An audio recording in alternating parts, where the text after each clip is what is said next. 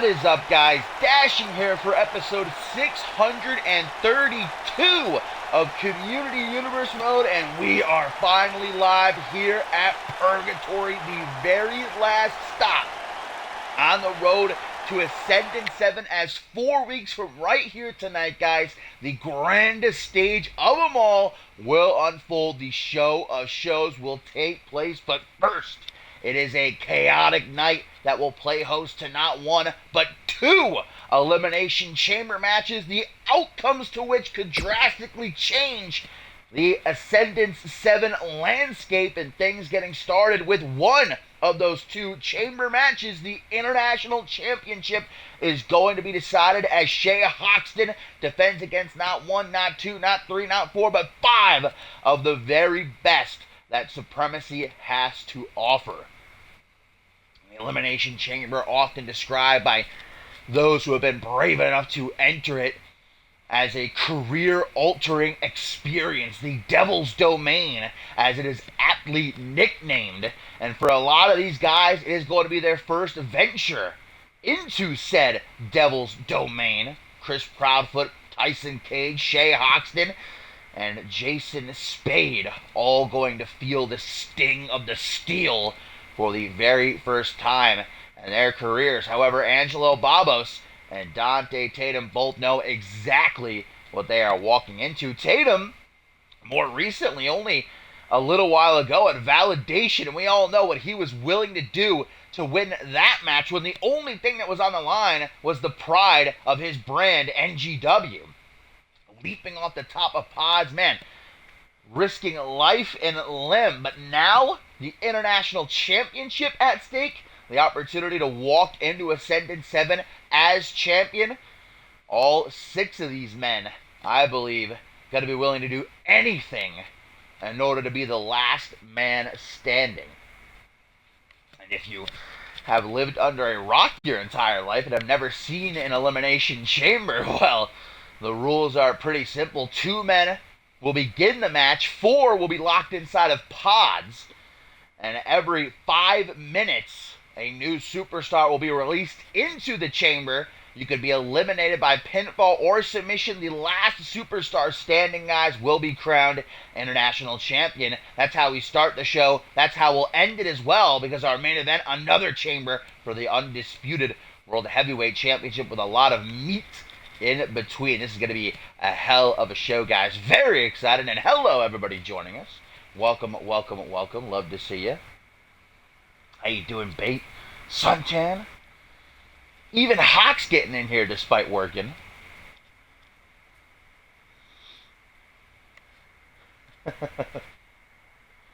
Ascendant 7, though, guys, is looming. You can feel it. My favorite time of the year. And my favorite match, the Elimination Chamber. That's pretty easy for me to say, though, sitting nice and comfortable behind my announce desk with my Mountain Dew, you know. I've never had to actually lace up a pair of boots and step into that freaking daunting domain. And here comes the former outlaw Angelo Babos, who is one of only 2 men to experience what the chamber is like prior. At the very end of last season, Angelo Babos at Anarchy Rules entered the chamber. On that night, he was the first man eliminated. Not looking for a repeat here at Purgatory. Babos had a bit of a streak up until last night on Aftermath, where he was defeated at the hands of Chris Proudfoot's protege, Joey Diaz, while Proudfoot watched from ringside. And afterwards, Joey Diaz, at the behest of Chris Proudfoot, viciously beating down Babos. So Angelo might have a bit of a personal vendetta walking into this one as well. So Babos will be one of the 4 men locked inside of those pods. Who's going to be joining him? The very man we were just talking about. And Chris Proudfoot is most certainly going to need some of the Lord's light for this venture. Proudfoot qualifying for the Elimination Chamber by defeating Brett Angel in an instant classic a couple of weeks ago. We've said it before, Proudfoot, ever since he embraced God's light, even if you don't agree with it, has been on another level. Even indoctrinating Joey Diaz as of late. But Diaz won't be any hope for Chris Proudfoot once that chamber closes. Joey Diaz was pretty instrumental in Proudfoot defeating Brett Angel to qualify. But Canada's #1 expert is going to be all by himself, locked inside one of those pods.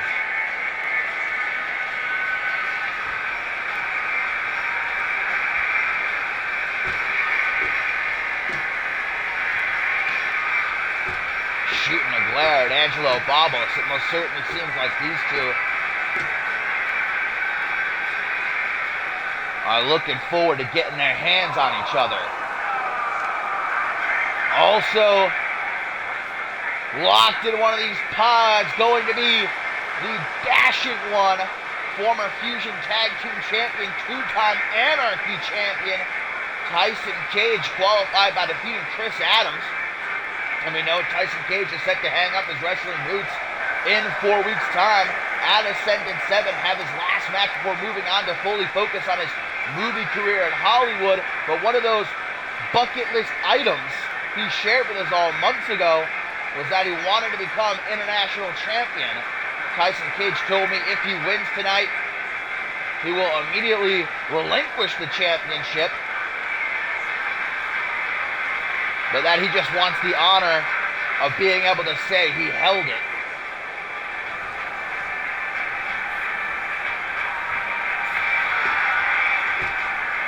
Tyson Cage more than the championship itself.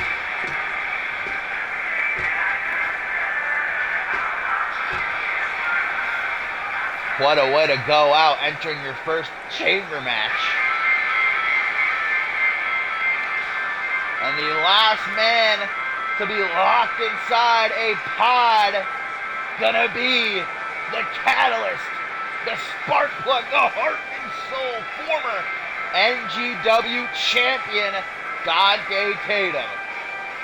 Qualifying by overcoming the odds against Harry Heenan and Hayden to get his spot here tonight inside of the chamber. And even though he's coming off a loss just 24 hours ago to Paul Devine, Dante Tatum, I know for a matter of fact, is as excited can be and confident in himself that he will become international champion. He's been beating himself up all month after he was the one pinned in the Fatal 4-Way at Homecoming.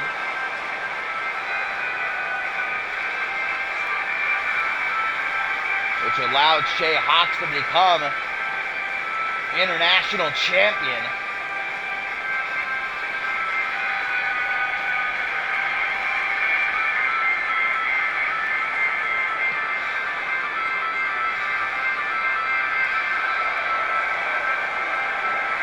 And let's be honest, if we don't see Dante Tatum leap off one of them pods at least once, is this match even worthwhile? I don't want the kid to hurt himself, but come on. We're all looking forward to that. We know what Dante Tatum is all about. He'll do anything to excite these fans, and he'll do anything to win a match. And now we know the two men who will start the Elimination Chamber. The first being Jason Spade, who is just 24 hours removed from losing out on becoming Zero-G champion, defeated by DRH in a hell of a match.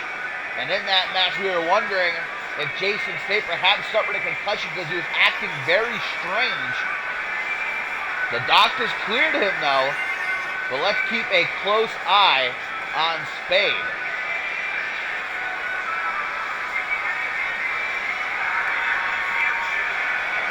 Jason Spade, who qualified for this match after he was given the spot by Paul Devine. You'll remember their match was interrupted by Harvey Hastings, went to a no contest, where Devine opted to give Spade the spot so that he could get his hands on Harvey Hastings a little bit later on tonight.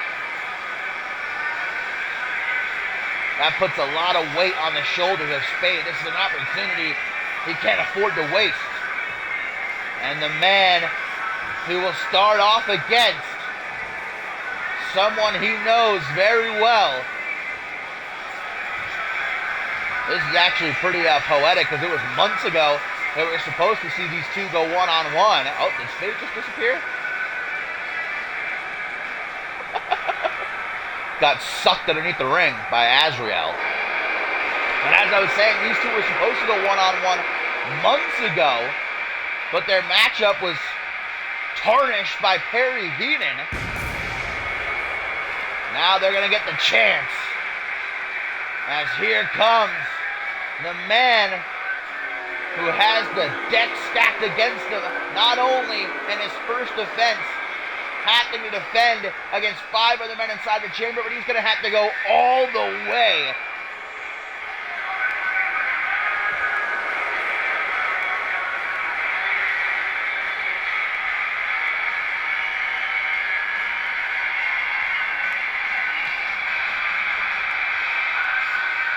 Shay Haxton winning the International Championship at Homecoming in that fatal 4-way. We actually haven't seen Haxton since Homecoming. Been celebrating that championship win, but the celebration could be halted, dead in its tracks. Here tonight, look at how he's showing out the title to everybody in the pods. Hoxton's obviously confident. I don't know how you could be, though.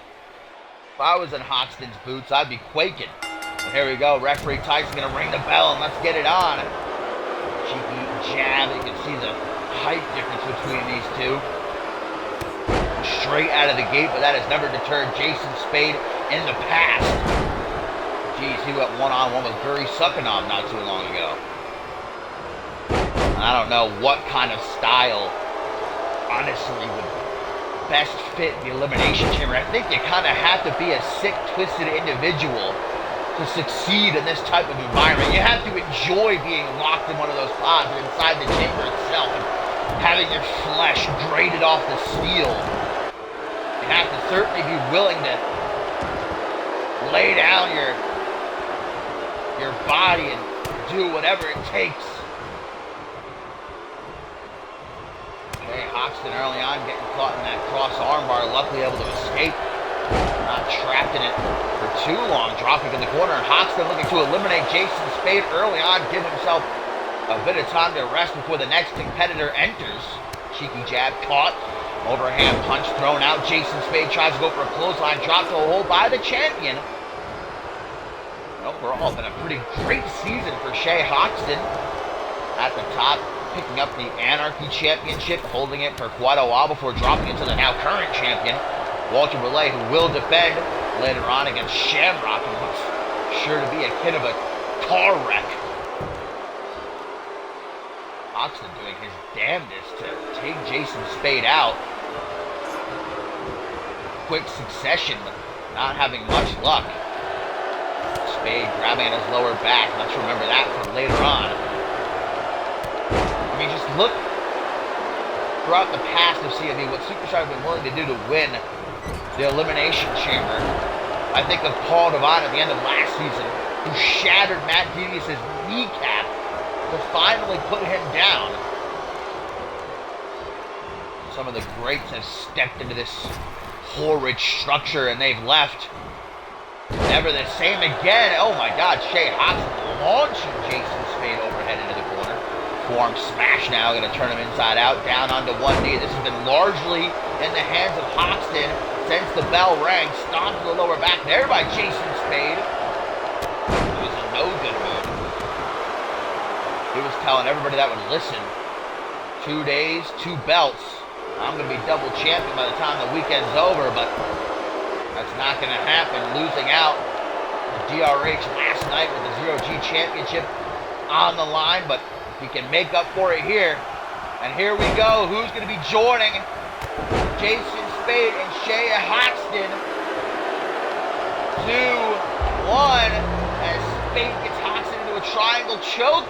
The next man to join the fray will be Angelo Babos, guys.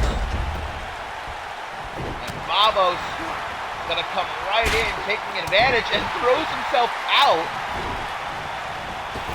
Hoxton having none of it. The international champion with a kick to the shin of Jason Spade after escaping the triangle choke. Now gonna join Babos on the outside, kick to the midsection. Gonna pull Babos up to his feet. Drops and hold, and that is steel that they are fighting on top of there. Spade from inside of the ring shooting his shot. And meanwhile, Babos not taking long at all. How long has he been in the match? Maybe a minute? And already slamming Hoxton back first into the cage wall. Sickening. Tries to do the same perhaps to Jason Spade, but he's not there for it. Instead, Babos getting his face smashed off the chain link. Shea Hoxton finding his footing. Perhaps going to try to work with Babos. Throwing Jason Spade, guys, into the pod. Let's remember, that is bulletproof glass mixed with steel siding. And Spade again, no mercy at the hands of Angelo Babos. We all knew it wouldn't be too long until we started to see this cage used as a weapon. Babos busy with Spade, does not see Hoxton coming up on his six with that release tiger suplex. Uh-oh, Hoxton coming in with the choke slam. Gets countered into a complete shot, and Babos maybe gonna try to take out the champion first. We will be guaranteed a new title holder if so. But Hoxton saying, I've had enough of my fun out there. Back into the ring we go. Gonna try for the choke slam again. This time, it is performed perfectly. And now, right to Spade, 21! Can Hoxton make it to the pin in time, though? Hooks the leg. 1, 2, 3, and Jason Spade is the first man eliminated at the hands of Shea Hoxton. Spade, not been a great 2 days for him, as he's forced to hit the showers. Wait a minute, now Hoxton from his tights! Ass knuckles! There's no disqualification inside the chamber, guys. That's completely legal. 1, 2, 3, and now Babos eliminated. Hoxton eliminating Jason Spade with the 21, and now Babos with a pair of brass knucks from his tights. And Hoxton now just has to sit back and wait for whomever enters next. And it's going to be Dante Tatum, who goes right for Shea Hoxton, making a beeline. I mean, one part of you have got to respect Shea Hoxton coming into this one prepared. He knew his back was against the wall. And look at this, Dante Tatum, who just entered the match now 30 seconds ago. Already from the top of a pod, landing right on the back of Shea Hoxton's head. Holy shit. Hoxton is out. 1, 2, 3. Hoxton's eliminated. The champ is out. We are guaranteed a new champion. But who's it going to be? Dante Tatum now having some time to catch his breath. Holy shit. This match unfolding in a way I did not expect. Dante Tatum giving himself this opening to prepare for whomever is going to come out next. The question is, will it be Tyson Cage or will it be Chris Proudfoot? One of these three superstars guaranteed to leave Purgatory. as the new international champion and enter the Show of Shows Ascendant 7 the same way. Shay Hoxton, man, taking out Babos with a pair of brass knucks, but then got his comeuppance almost immediately. Dante Tatum landing on the back of his head with that cross body from the top of the pod. And Tatum continuing to just prepare the best that he can as he looks out to the sea of fans who I think are just as shocked as all of us. The rate at which this match is unfolded. Who is going to leave as the new international champion? That is right. If you're just joining us, we are guaranteed a new international champion. Shay Hoxton has been eliminated. Dante Tatum, Chris Proudfoot, or Tyson Cage, one of them will leave the chamber as the new champion. And here we go. Who's going to be joining Dante Tatum? 5, 4, 3, 2, 1. Will it be Proudfoot or will it be Cage? And it will be Proudfoot. The Lord's light truly shining on him. As he throws out an overhand punch, Dante Tatum going to throw him right into the cage wall. Thanks for coming, Chris Proudfoot again. Face first, man. Ugh. That chain link is essentially as if someone took a cheese grater and just rubbed it off your forehead. Tatum finally carries Proudfoot, comes back with a hook to the jaw, thrown into the ring. We'll take a step back, survey the scene that lies before him. Punch to the midsection by Dante Tatum. And this is just how we're starting the show, guys. We've got so much more, including our main event, another Elimination Chamber match for the undisputable heavyweight championship. Look at Proudfoot, how he went from the back of the knee. So smart. You can't deny that. You might not like Proudfoot personally. You might not agree with his beliefs. But he is a thinking man's wrestler. He does not want Tatum jumping off the top of one of those pods again. And if he takes out Tatum's legs, then the Catalyst will be unable to do so. Belly-to-belly suplex right there. Stomp down onto the arm. Tyson Cage having the privilege of entering last. Gonna come in nice and fresh.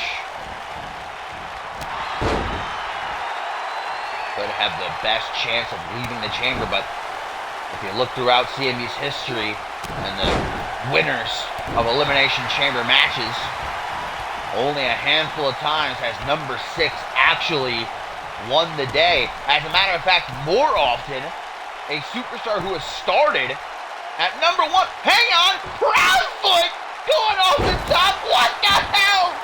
Body splash onto Tatum. My God, but Proudfoot may have done just as much damage to himself as he did to the former MGW champion. 1, 2, but Tatum digging way down deep to kick out of that one. His ribs, every single one of them could be shattered, turned to dust, poof. Tatum, twist of fate. Into the cover, quickly hooking the leg. 1, only a 1 count on Proudfoot. Tatum just getting a taste of his own medicine. And here we go, the 6th and final man to enter the Elimination Chamber match as Dante Tatum hitting a phenomenal standing 450 splash. Tyson Cage, the dashing one who may not have those good looks of his after this one. Uh-oh, messing up Tatum's attempted Hurricane Rana, escaping a pendulum backbreaker.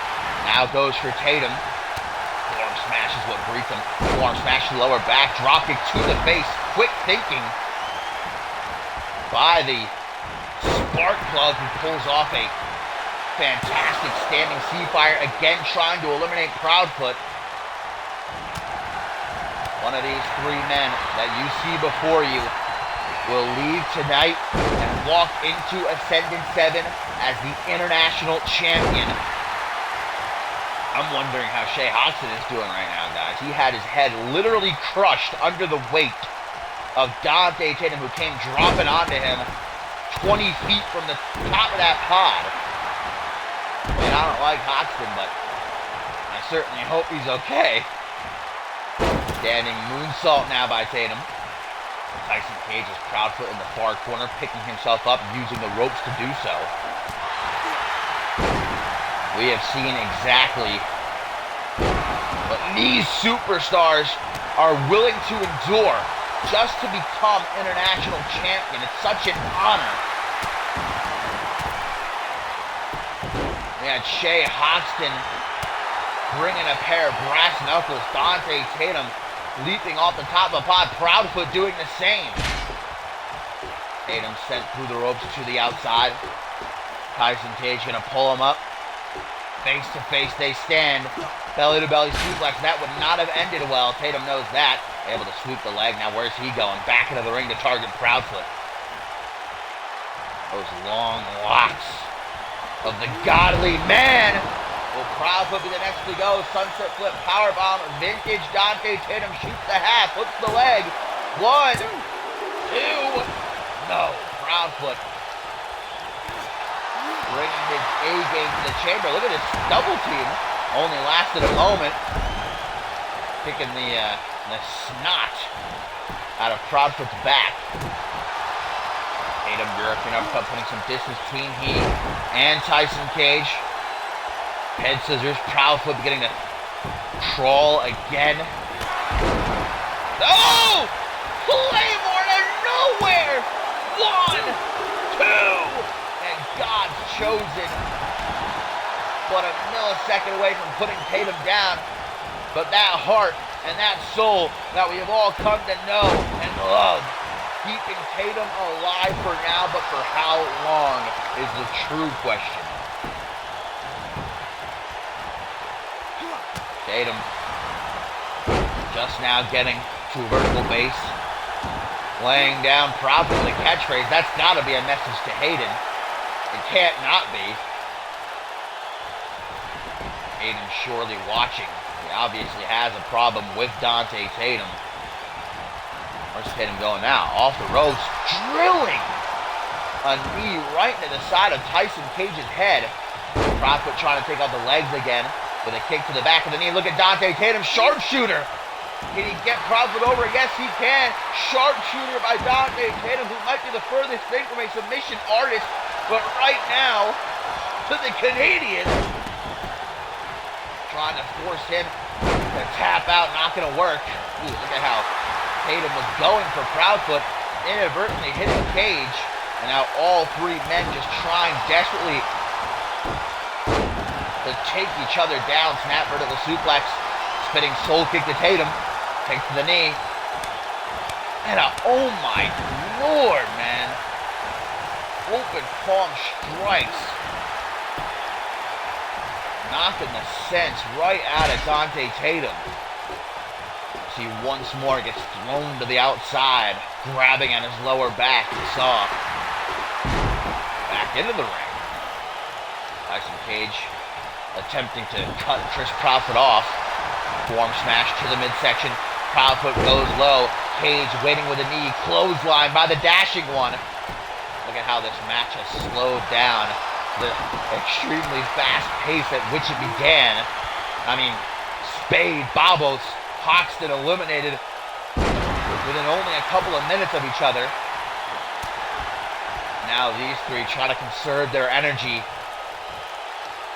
Dante Tatum, Samoan driver, hooks the leg. Is Proudfoot's time up? Inside the chamber, no. Another close 2 count, but not enough.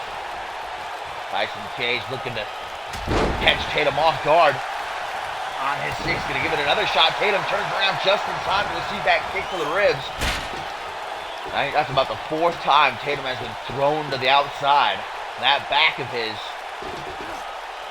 is gonna begin to become a problem real soon.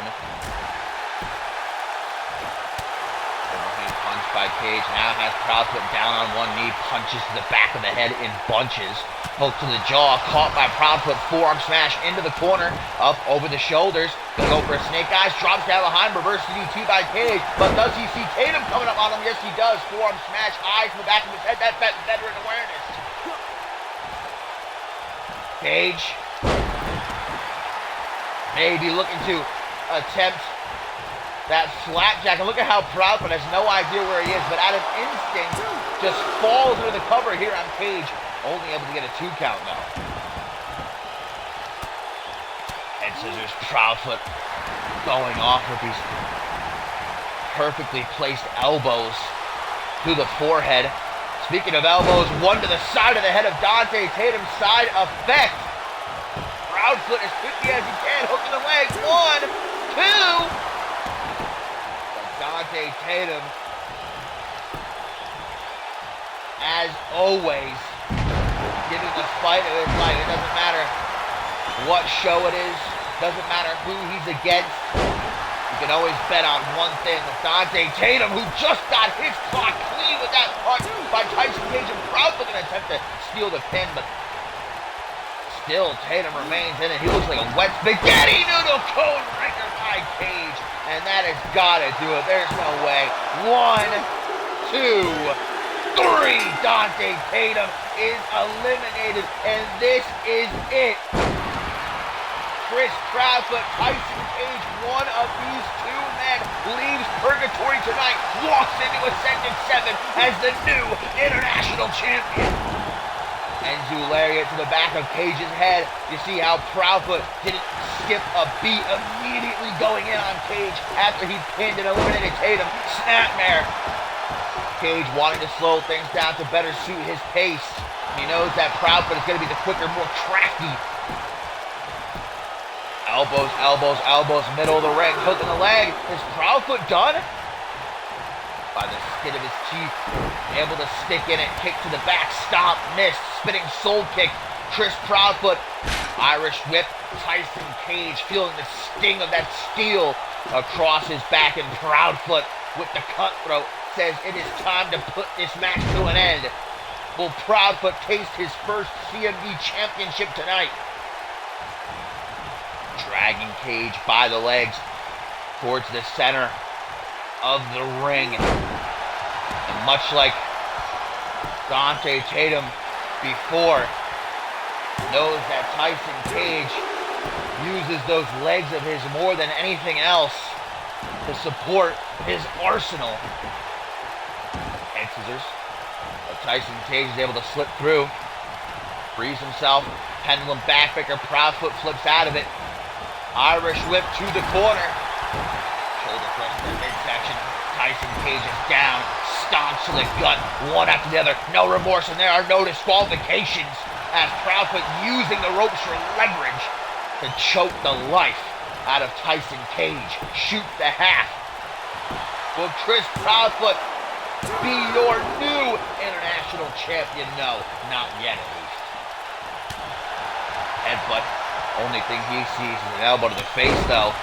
Clothesline by Cage. Immediately going to pick Proudfoot up into a seated position. Head scissors of his own. Some more elbows. And Proudfoot busted wide open. Is the light of God truly shining on Canada's #1 export tonight when he most definitely needs it most? Inside of the Devil's Domain, the Elimination Chamber, Chris Proudfoot, Tyson Cage, who's going to become the new international champion? Will Cage be able to scratch that item off of his bucket list?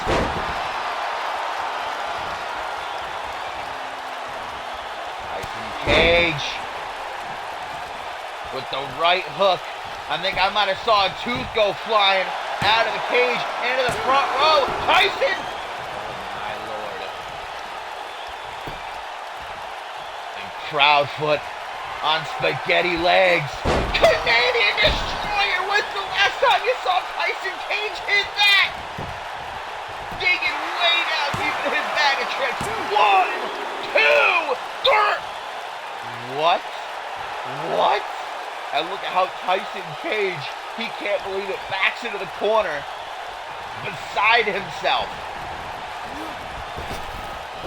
That's something as of late he only pulls out when he's as desperate can be.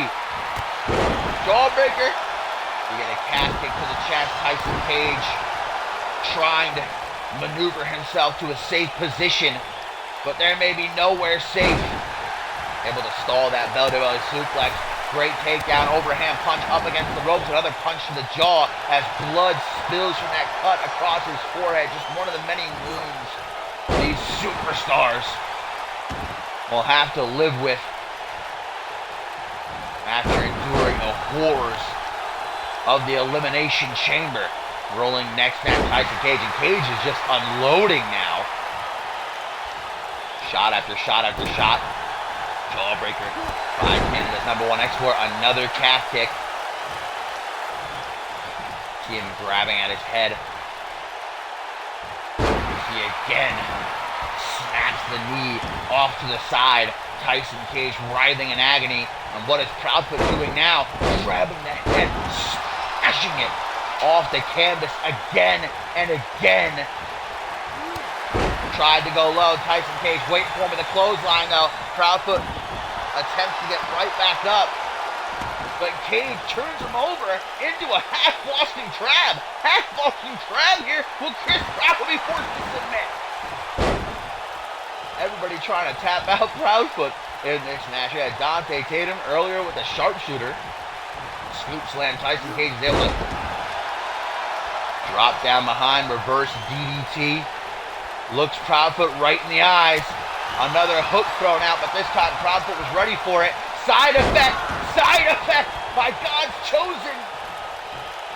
And look at how he backs into the corner. Wants to make sure the job is done. Tuning up the man Claymore. And into the pin. 1, 2, 3. Chris Proudfoot, the new international champion.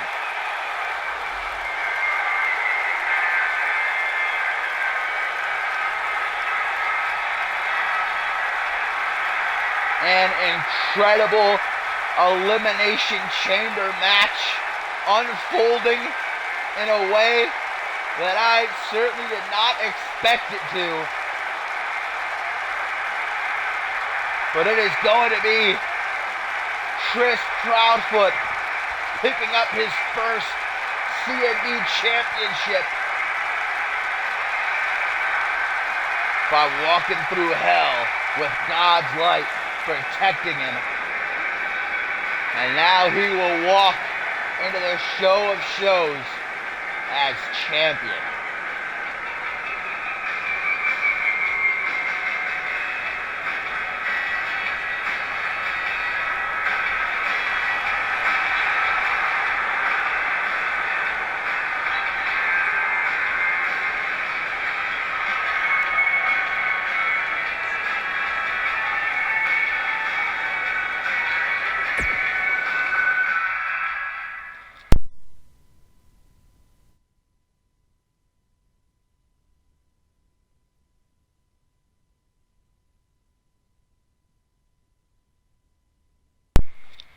And if that was any indication of what we are still going to see later on tonight in our main event when the CMV Undisputed World Heavyweight Championship is on the line inside of the chamber. Woo! I don't know if I'm ready for it, but we have got a lot of meat sandwiched in between, guys. Because coming up next, it is Harvey Hastings and Paul Devine one-on-one for the first time in quite a while. But this was a fight restarted, if you will, a rivalry revisited, which seems to be Harvey Hastings' game plan these past couple months. We know that the Assassin is planning on retiring at Ascendant 7, not only because of all the physical, injuries he's endured over the years, but more importantly, the mental damage that's been done to him. But it seems as though on his road to Ascendant 7, where he will have his last match, he wants a final hoorah against some of his greatest rivals. First, it was Chris Diamond back at Homecoming, and now Paul Devine. Although Harvey Hastings says the reason he attacked Paul Devine during that Elimination Chamber qualifying match last week was because he believes Devine to be behind an attack on his son, Stefan. We haven't seen Stefan Hastings in months. Harvey Hastings revealing to everyone that's because he was attacked at the Performance Center a couple of months ago by a masked figure wearing a Japanese flag around his head, which led Harvey Hastings to believe that Paul Devine was the assailant. And so going to attempt to avenge his son tonight, but nothing has been proven.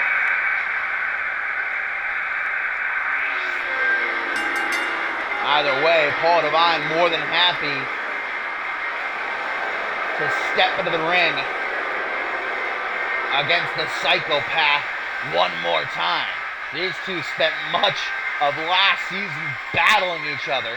And you know, Paul Devine never really got his revenge for Harvey Hastings taking him out before Homecoming last year, costing him his rematch for the Undisputed World Heavyweight Championship. So Paul Devine's got his own grudge. I know the Elimination Chambers are the big, spotlight here tonight at Purgatory, but look at all the shit we've still got to come. Shamrock versus Walter Belay for the Anarchy Championship. Josh Wolf versus Xander Slade, Kevin Silver versus PJ Moon, and more.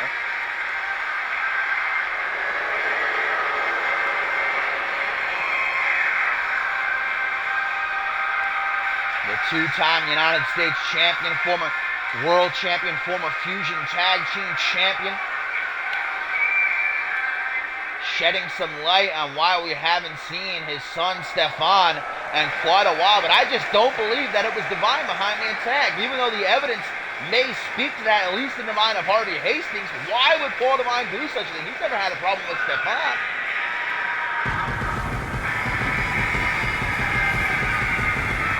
The Asian sensation, the man who puts the Rising and Rising Sun, Japan's biggest export, the five-time Undisputed World Heavyweight Champion, has finally been returning to his old ways, if you will, these last couple months, coming off a clean victory over Dante Tatum last night. Devine even forfeiting his spot inside of the Elimination Chamber, which we just witnessed, so that he could face Harvey Hastings right here tonight at Purgatory.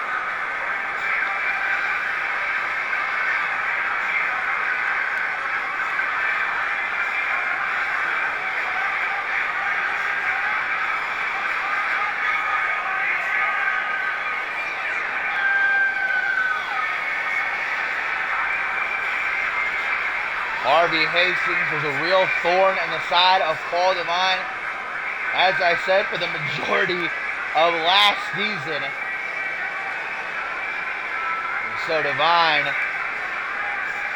much like Harvey Hastings, in his own way, looking to settle the score once and for all. So here we go, Harvey Hastings, Paul Devine, one-on-one at Purgatory, as referee Tyson will ring the bell, and let's get it on. Collar and elbow tie-up, I should say. Excuse me. This lighting, though. This was not the lighting that I, Ooh, look at that slap. The light guy in the back. It does look pretty eerie, though. Sliding shin strike by Paul Devine, who takes an early break in the corner, telling Harvey Hastings, that's how you want to play, then bring it on, buddy. This fight going to be brought to the outside. Harvey Hastings, elbow to the midsection, and again a third time. Going to set himself free. Goes for a jab. Harvey Hastings quicker. I don't know if you want to get into a striking confrontation with the assassin. That is most certainly where he peaks in his ability. And Paul Devine, never afraid to throw hands with anybody. Wouldn't want this one ending via shenanigans. Both men back into the ring, where Harvey Hastings is the quicker, getting off a back suplex. Hang on a minute, something is calling the attention. That's Harvey's theme music. What the hell's going on? Hang on. Is that who? Wait a minute, who? Stefan! What the hell is Stefan doing? Headshot to his father, Devine. 1, 2, oh, but wait a, what? And look at how Paul Devine, with his hands on top of his head, watching as Stefan leaves. I don't think he can believe it either. I thought Harvey Hastings was out here attempting to avenge the attack on Stefan, thinking that it was Paul Devine behind it. Why would Stefan come out here and attack Harvey then? And just as quickly as he arrived, vanishing to the back, and I'm not even sure if Harvey realizes who attacked him. Attempting to just refocus on the Asian sensation. Gets off a strike to the chest. 1, 2. My brain hurts right now. I do not get what is going on. I gotta do my best to refocus as Harvey Hastings is.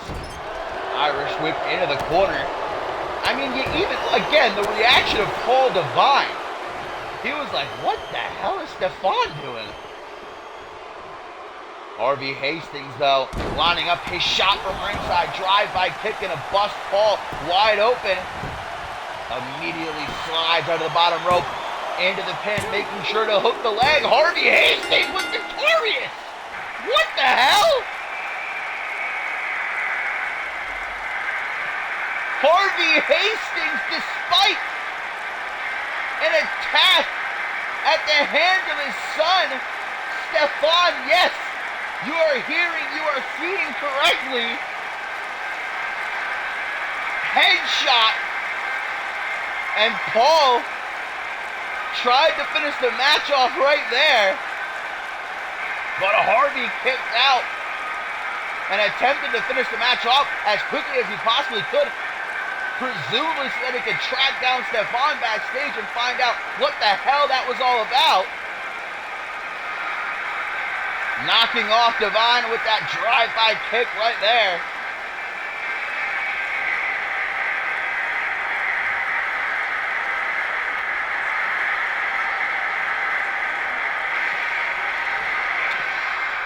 We need some answers, and we need them quickly.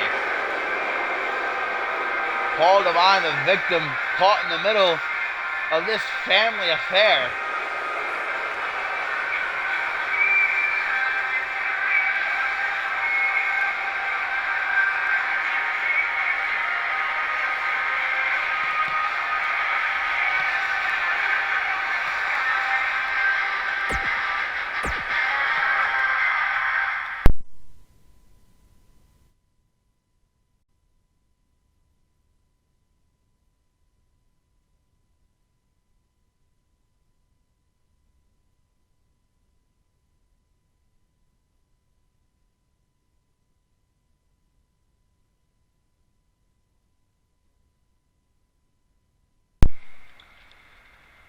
Well, continuing on this roller coaster ride known as Purgatory, we move into our second of 3 championship matches here tonight. Shamrock and Walter Bollé for what can only be compared to a car wreck. 2 Mack trucks set to collide head on for the Anarchy Championship. And Shamrock last night on Supremacy, right in front of Walter Bollé, destroying Gary Reed from bell to bell, absolutely ripping Bollé's tag team partner apart limb from limb, giving a preview of what's in store for the historic reign of Walter Bollé. Longest reigning Anarchy champion of all time, most defenses as Anarchy champion. There's no denying that Bollé is in the conversation, if not just automatically the greatest Anarchy champion of all time. He's dominated the majority of the season, taking down some of the best, but will he be able to make it past the man beast known as Shamrock?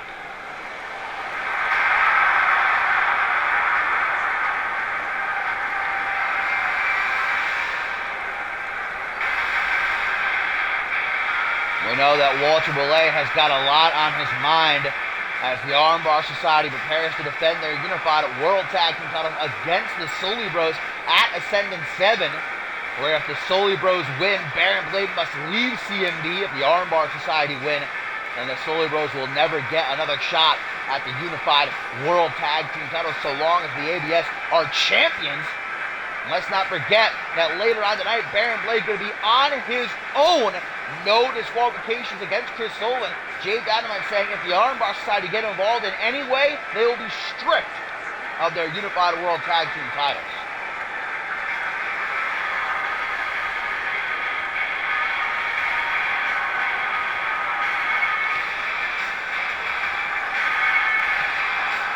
And on top of all that, he has to stare across the ring at that menacing sight. Shamrock, who for these past couple of months has just ripped anybody put in front of him clean in half. All for that Anarchy Championship he's had his eyes on since arriving here in CMV.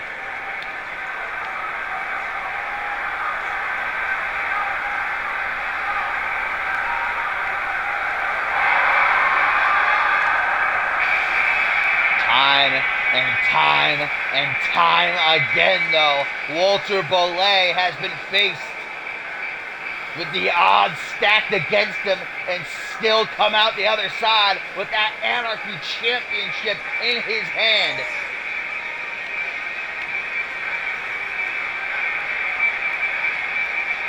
Oh, I'm looking forward to this.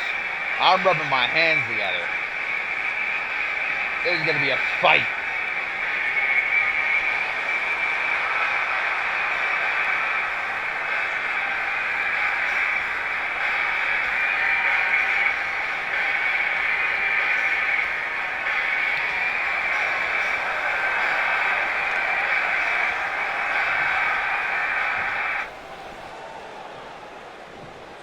So here we go. The CMV Anarchy Championship to be decided.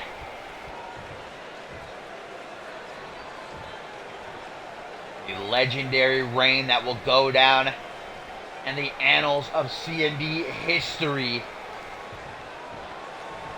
On the line as the man-beast, Shamrock. Whoever sent stepping foot in CMV has sent shivers up and down the spine of those in the CM universe, and quite a few in that locker room too. And the Machine, the Eliminator, one half of the current Unified World Tag Team Champions.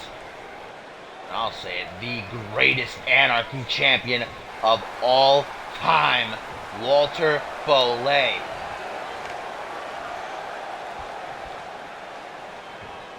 Anything goes, no countouts, no disqualifications. The only rule in this match is that pinfall or submission must happen inside of the ring. Referee Tyson taking the title from Bollé, showing it to Shamrock, showing it to the world.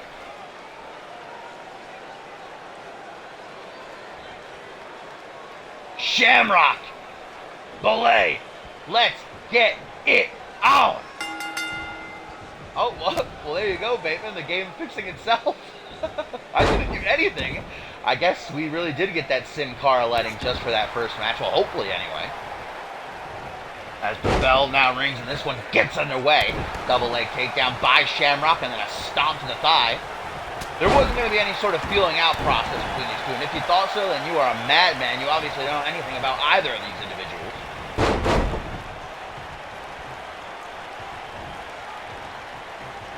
Going back and forth from the get-go. A bit of tit for tat. Dragon screw for dragon screw. Jeez. What the hell? I don't think either one of these guys going to leave the match with legs if this keeps up. Ooh, but now we get a roll through air raid siren neck breaker. Shamrock fires off with the short arm clothesline. Jeez, man. This is a reversal. That's 1999 up in here. Where's Maury?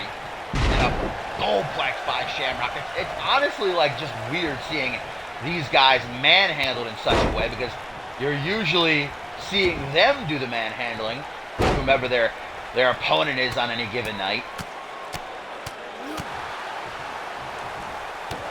shots to the knee. It's Walter Belay doing his homework, knowing that Shamrock's deadliest weapon is that spear of his. If you take out his legs, then he can't, run, build up a head full of steam to really give that spear the oomph that it requires to put an opponent down. Didn't take long for these guys to venture to the ringside area. Walter Belay having sinister intentions in mind. Shamrock saving himself, though, luckily just before they got to the barricades there. No countouts, and Shamrock shooting his shot, backbreaker, snapping the spine of Belay. And now back into the ring we go. Shamrock knowing that the only way he can win the Anarchy Championship is in the ring via pinfall or submission, stomp to the chest in quick succession, and then a forearm smash right across the jaw. Shamrock not finished, not by a long shot. Irish whip into the corner. Charging up for that Enzu lariat, dropping into a pin, hook in the leg. One, but only a 1 count. Another kick to the back, but that one just seemed to piss Belay off. Kick to the ribs, open palm strike right to the mouth.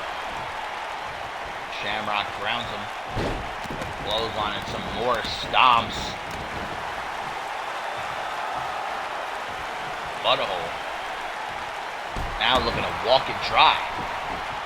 Shamrock has waited so long for this match, this opportunity. I would hate to see him throw it away by getting ahead of himself, like we just saw right there, mocking Walter Belay.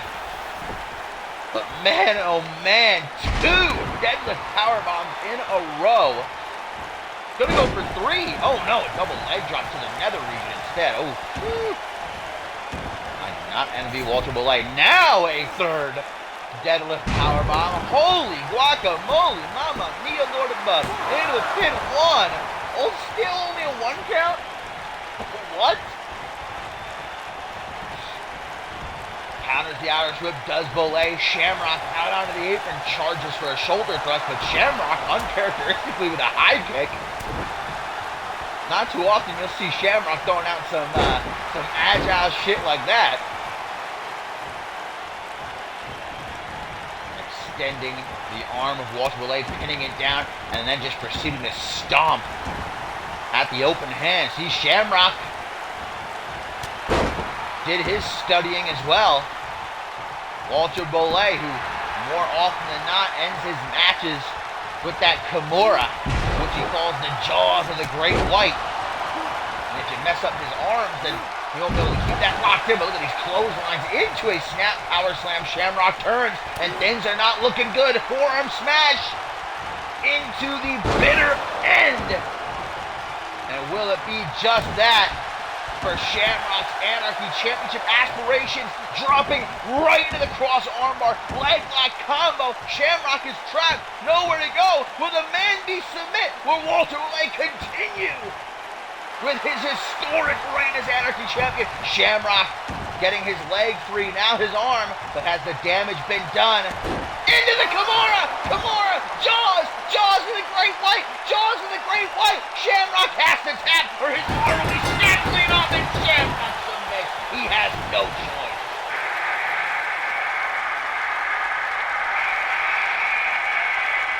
Walter Belay still Anarchy Champion. And look at Shamrock shooting to his feet. He is pissed. Oh, attacking referee. Now that's uncalled for. That is just uncalled for. Shamrock frustrated, and I can understand that.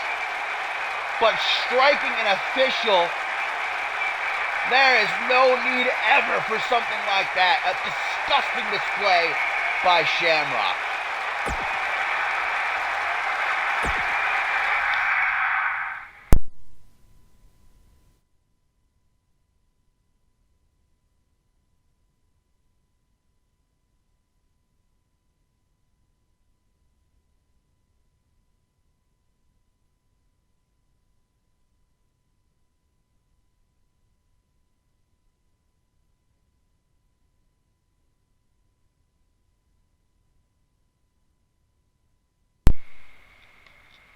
Well, hopefully referee Tyson can pick himself up and he'll be okay to continue. Because coming up next, It is going to be an interesting one for sure as Josh Wolf goes one-on-one with Xander Slate. Both of these men blaming each other for what happened in the championship scramble and the main event of Homecoming. You remember, Reese Ortiz forced Xander Slate to submit and then pinned Josh Wolf to become undisputed world heavyweight champion, leading him to defend the title later on tonight in our main event inside of the Elimination Chamber. But a Twitter spat led to these two challenging for a match here at Purgatory Dynamite, making it official. And so this is really just an attempt by both men to prove they are not the weak link and that it was the other's fault that Reese Ortiz is currently world champion.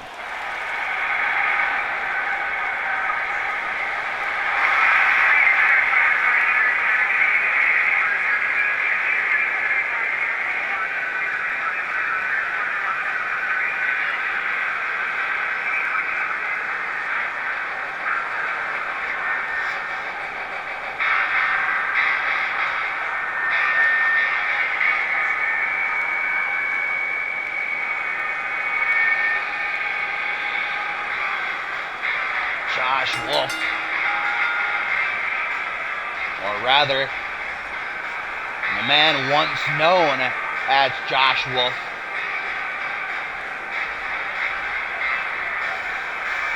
sick mind warping him once again into this vile, not even man, but thing you see before you. Almost costing Reese Ortiz his career, but now look where Reese Ortiz is. And you know that just makes Josh Wolf sick. That Reese Ortiz is currently world champion, defending in the main event, has the chance to go on to headline Ascended 7. Josh Wolf blames Xander Slate for that. And if you're Xander Slate and the crosshairs of Fenrir, well, I'd be quaking in my loafers.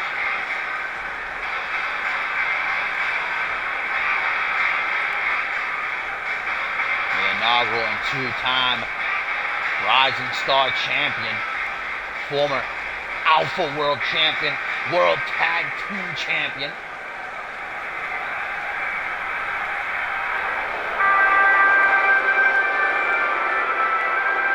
Definitely two very different contrasts, if you will, and how these men walk down to the ring.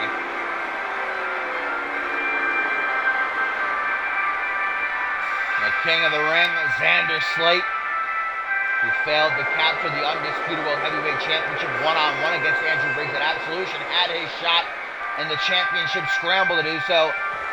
Yet again, passed him by as he was forced to submit at the hands of Reese Ortiz. And Xander Slate said his hand slipped. The referee was just an idiot, and that it was Reese Ortiz pinning Josh Wolf that allowed him to become undisputed world heavyweight champion. Xander Slate might have a death wish trying to get on the bad side of Josh Wolf. I don't know if there's a good side of Josh Wolf anymore, though, to be fair, so. But this is nothing more than both of these men attempting to satiate their own egos so that they can win and say, it wasn't my fault. I wasn't the weak link. It was the other guy. Still to come tonight, though, guys, Baron Blade and Chris Sullivan in a no disqualification match. Kevin Silver versus PJ Moon, a rematch from Homecoming. And of course, our main event inside of the Elimination Chamber. We find out once and for all who is going to Ascended 7 to face Royal Rumble winner PJ Moon in the main event for the undisputed World Heavyweight Championship.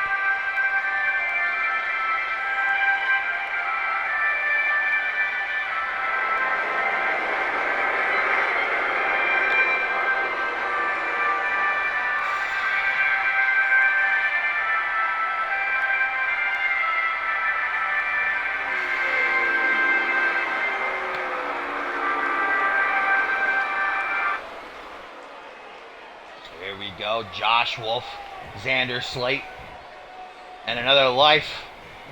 Arch rivals, but for completely different reasons. Double leg takedown. Josh Wolf going to go right for the face with those punches, but Xander Slate doing a relatively good job of keeping himself protected. And Wolf letting out that howl. I don't think he came out here to put on a... What? What? Wait a minute! Is that who is what? Bob Luger! What the hell? What's he doing? Luger! Hey, out of it! Luger landing! And what the fuck? Bob Luger, what the hell? What?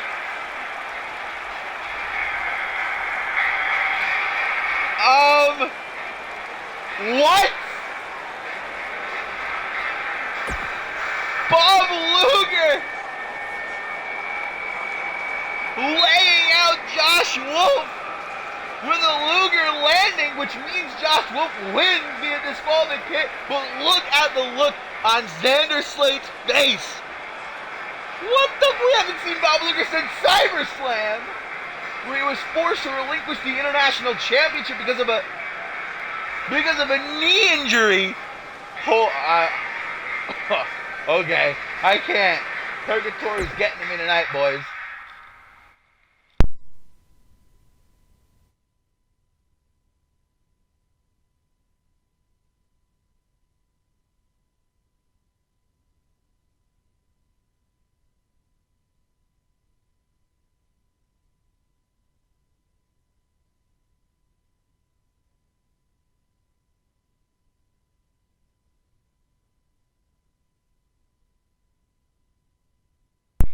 I can't take it. We're not even finished, and Purgatory has already taken its toll on me. I'm not gonna have a voice after tonight. We've still got so much more to get to as well, including up next in our tertiary main event as Baron Blade takes on Chris Sullivan, no holds barred. But holy shit, Bob Luger is back, taking out Josh Wolf and ruining that match against Xander Slate, giving Wolf the victory via disqualification. But man, the look on Xander Slate's face was priceless. Look at my face was priceless. We thought Luger was retired for good. Wow, I'll just say I can't wait for tomorrow or Friday rather, for Supremacy.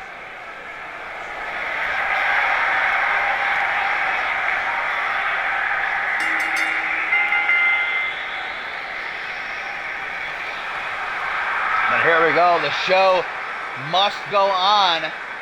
And up next, it is a match that Chris Sullivan has been waiting a long time for. He almost got it last month, but the Armbar Society interfered. Gary Reed attacked Baron Blade, which meant that he won technically via disqualification, as we just saw Bob Luger do to Josh Wolf.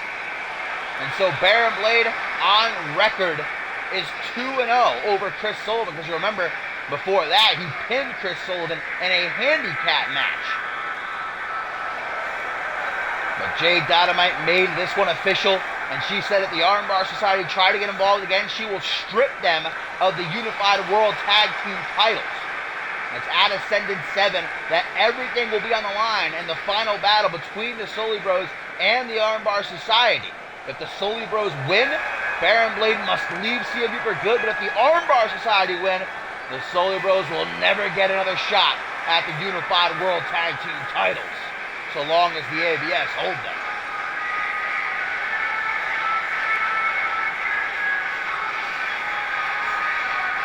We saw Walter Boulay able to retain his Anarchy Championship against Shamrock earlier tonight. Now we'll see if Chris Sullivan can pick up some momentum on the road to the show of shows for he and his little brother Willie. Up next after this though, guys, is Kevin Silva and PJ Moon in a rematch from Homecoming. And then our main event, the spotlight will be on Bright, who will go to Ascendant 7 to face PJ Moon in the main event when Reese Ortiz defends his World Championship against 5 other men inside of the Devil's Domain. And here's a tweet, guys, from Bob Luger. He says, I couldn't comprehend a world where you get away with turning your back on your brother's slate. Stealing that W from you is only the start. I will see you on Friday. So Bob Luger, his intentions attacking Josh Wolf to cost Xander Slate that match, and it certainly was a match that was very important to Slate and his ego. I still can't believe it. Bob Luger is back, but here we go. Referee Tyson rings the bell, and this is no disqualification, guys. Chris Sullivan can do whatever he wants to the man he once saw as a father figure in Baron Blade. He orchestrated the downfall, or has attempted, I should say, to orchestrate the downfall of the Sully family all season long, behind the scenes, pulling the strings. And almost succeeded. I mean, Willie and Chris were ready to kill each other earlier this season. Remember that last man standing match they had for the United States title? But once they realized who the true culprit was, they were able to get on the same page. And I think at the end of the day, they're even closer because of what Baron Blade has done. And on paper, you might say, oh, Baron Blade has absolutely no chance in hell of winning this one, but I mean, don't forget, Baron Blade has certainly been out of in-ring shape for a long time, but in his heyday, he was one of the best in the world. And again, even though both times were via shenanigans, Baron Blade is 2-0 over Chris Sullivan here in CMV. Snap vertical suplex. Chris Sullivan with a super kick to the midsection. Oh man, that sucked the air right up out of Double B. Stomp down onto the lower back and a full mount. Chris Sullivan is relishing in this opportunity to lay hands on Baron Blade, and the Armbar Society can do nothing about it. Targeting the knee. Bit of an Indian death block by Chris. Baron Blade, though, not going to tap out, forced to release the hold. Both men meeting upside of the ring. Again, snapmare by Baron Blade. Oh, and he does. Seems like he was trying to rip the eyeball of Chris Sullivan right out of its socket. Over to the outside, though, as if trash tossed out onto the curb. There are no countouts. Anything goes here in this one. As per the order of General Manager Jade Dynamite, who got sick of seeing Baron Blade hide behind the ABX. Grabbed by the hair. Look at Baron Blade, though. He's ready to give his clients the upper hand walking into Ascendant 7. I mean, imagine what it would do to the momentum of the Sully Bros if Baron Blade actually manages to somehow on his own cleanly defeat Chris Sullivan here at Purgatory. Stomp to the back of the head. Now on the bottom of the ramp on top of that cold steel, Chris Sullivan just stomps away on the face, and look at these forearm smashes right across the bridge of the nose.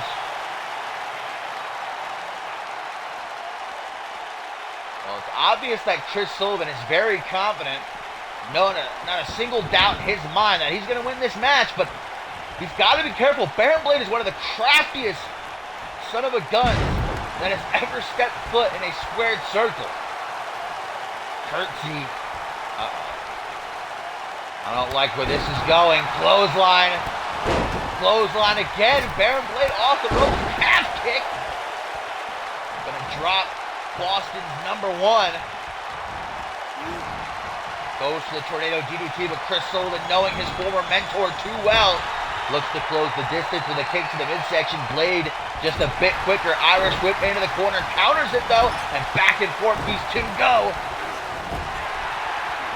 Who's going to get the shot off first? Desperation on the part of both men. Back suplex quickly into a cover. One. Only a 1 count, though. On his knees, Baron Blade, hands on his hips. Baron Blade might be the furthest thing from in-ring shape.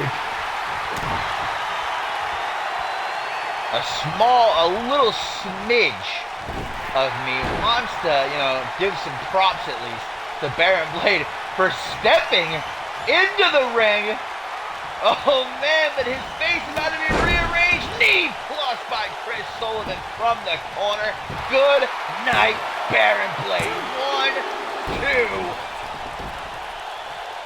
Okay, I see you, Baron.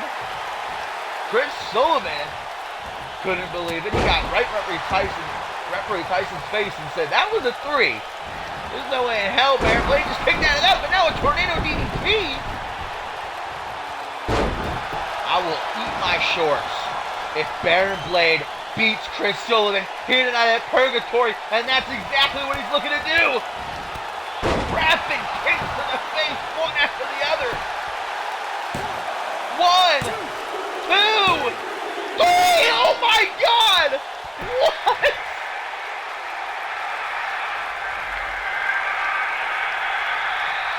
What? Chris Sullivan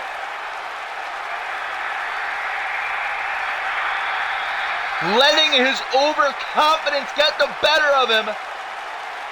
And Baron Blade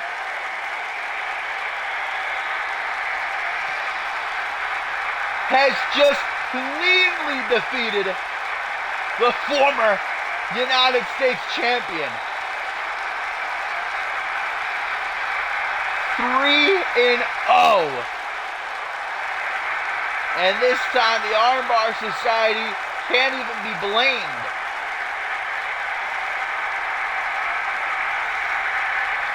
Insanity. Absolute insanity. And what does this do to the morale of the Soli Bros heading into Ascendance, guys? Where it's do or die for them against the ABS and the Unified World Tag Team titles, as well as Baron Blade's career on the line.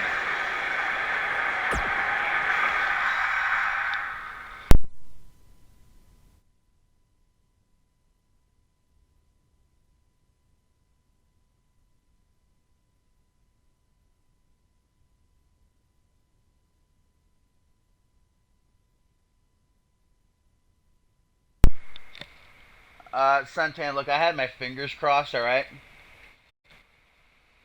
I had my fingers crossed behind my back, so that's not a valid promise. Sorry.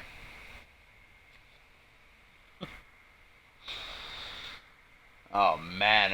What a night this has been so far, guys. And into our co-main event we go before the night finishes. Once more venturing into the Elimination Chamber. It is a rematch from Homecoming as Kevin Silva looks to redeem himself against the Royal Rumble winner, the man who will headline main event Ascendant 7 against the winner of our main event here tonight, whomever survives the Elimination Chamber as the undisputed world heavyweight champion. And Moon has no quarrels. He quickly accepted Kevin Silva's challenge to a rematch. Because this is great for Moon. This is exactly how he needs to test himself in the build to the grandest stage of them all. Knocking down these former world champions, these caliber opponents to get ready for whomever will stand across the ring from him at Ascendance.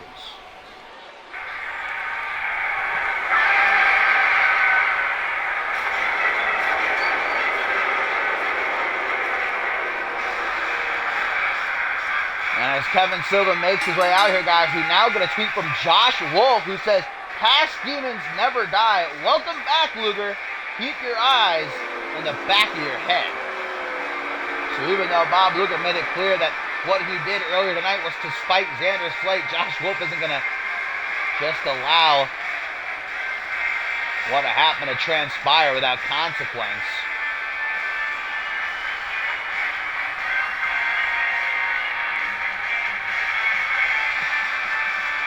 The CMV Portuguese god of wrestling and the last ever Alpha World Champion, Kevin Silva, who fancies himself the true undisputed World Heavyweight Champion.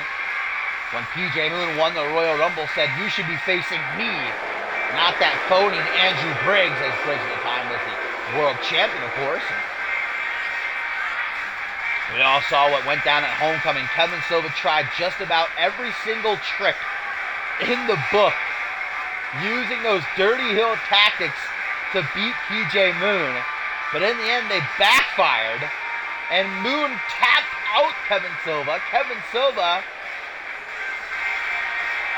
who just may be one of the greatest submission experts on the CMV roster today, who prior never submitted before in his career. And that got way under his skin. Now he gets his chance at redemption.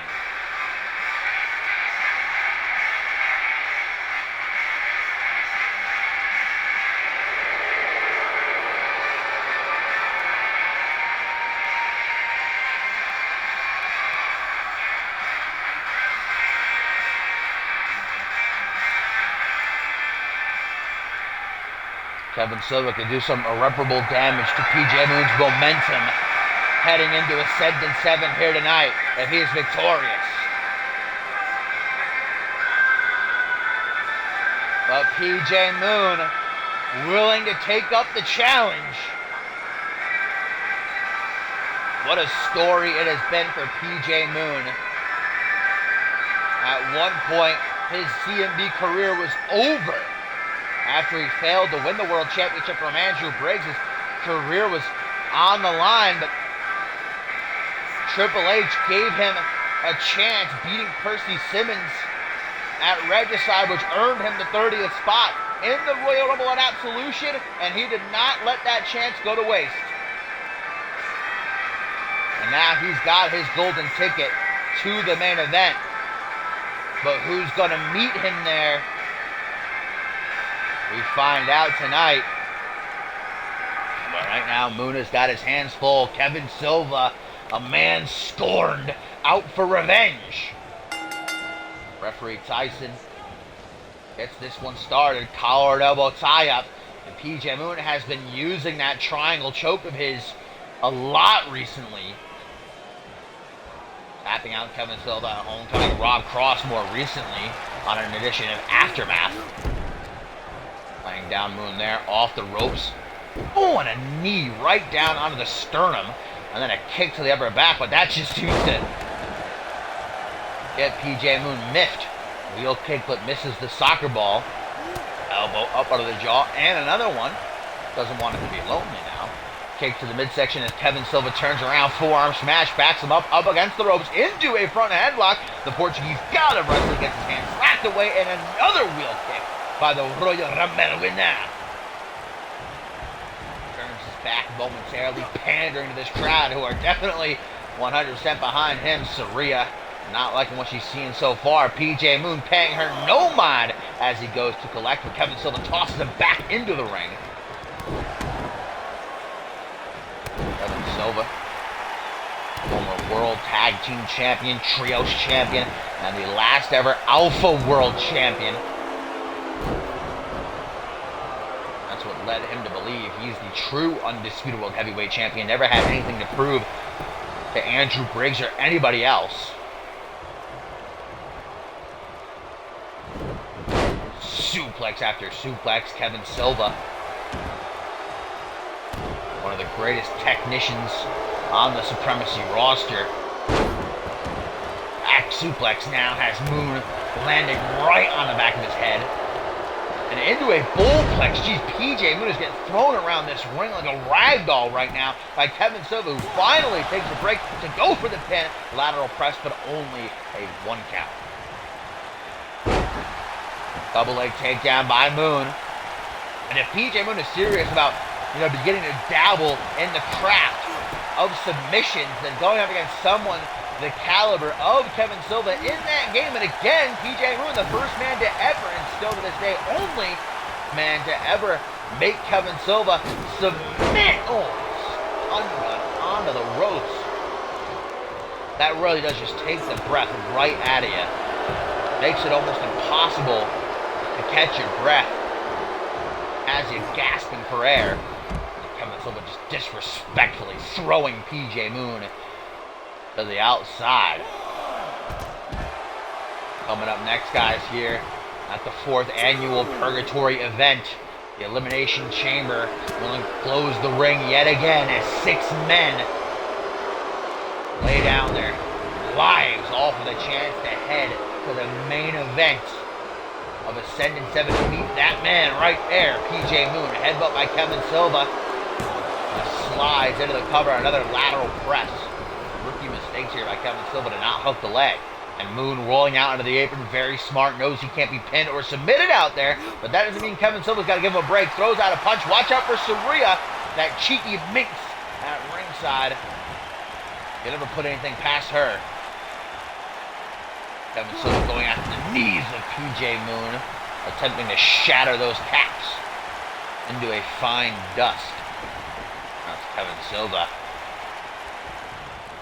Not allowing the response of these fans to get to him, but instead mocking them as he does PJ Moon, and once more attempting to use those dirty heel tactics, but Moon having none of it, neither here nor there.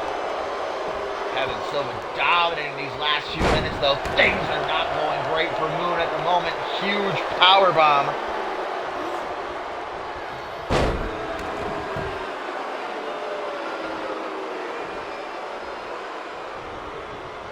Kevin Silva grabbing Moon by the arm, drags him away from the ropes, and just slamming that arm right off the mat. Moon, finally, with a sign of life, working off the energy that these fans are giving to him. Clothesline. Clothesline again. A calf kick by Moon. Kevin Silva grabbing at his chest, but Moon has something else for him, going for that vintage discus knee strike. Open palms connecting. Kevin Silva Irish whip into the corner. Knife edge chop blocked beautifully. PJ Moon tries to explode out of the corner, but Silva's waiting for him. Forearm smash puts him right back. Oh no, and now we're gonna get a buckle bomb. Oh, the referee Tyson getting sandwiched. That didn't look very fun. Wiping some sweat from his forehead, Kevin Silva scoop slam, drops down behind Moon, able to push him away, creating some distance between the two into a tilt-the-world DDT. PJ Moon always impressing, kick to the midsection, gets caught, and Kevin Silva with an STF applied. And look at how he puts his hands right across the nose and mouth of Moon, making it all but impossible to breathe. Moon escapes it with the quickness half kick. Kevin Silva attempting to find some refuge in the corner, but Moon not giving him such a break. Slingshotted from the ropes towards the middle of the ring.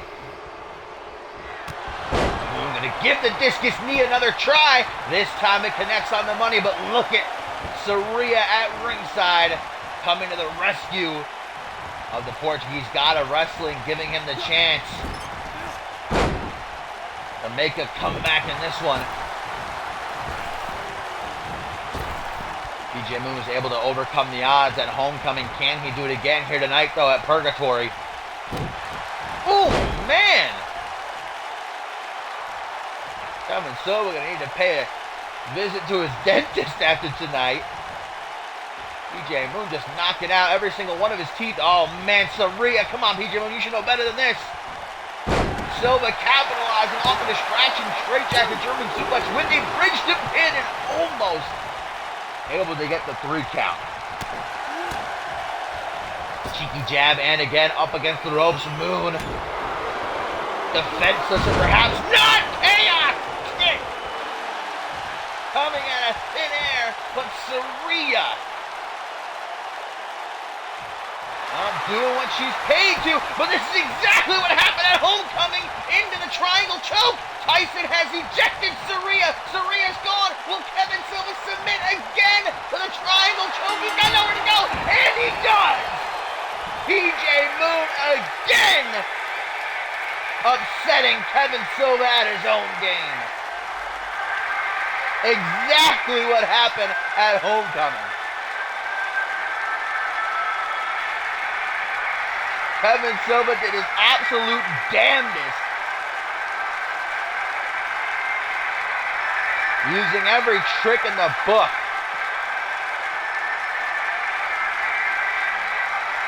But Moon beat him to the punch.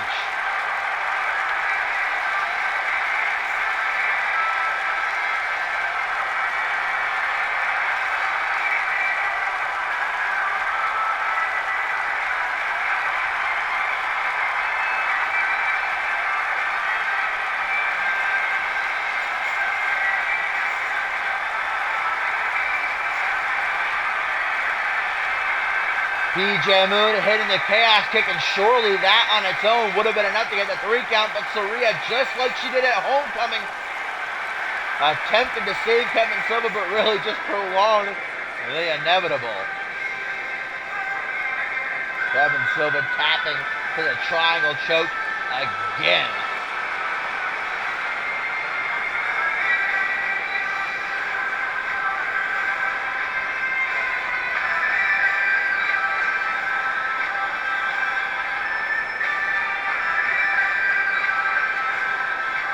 PJ Moon is ready for the main event of Ascendant 7.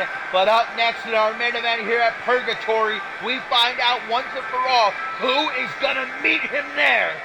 As the Elimination Chamber descends upon the ring again, enclosing 6 men inside.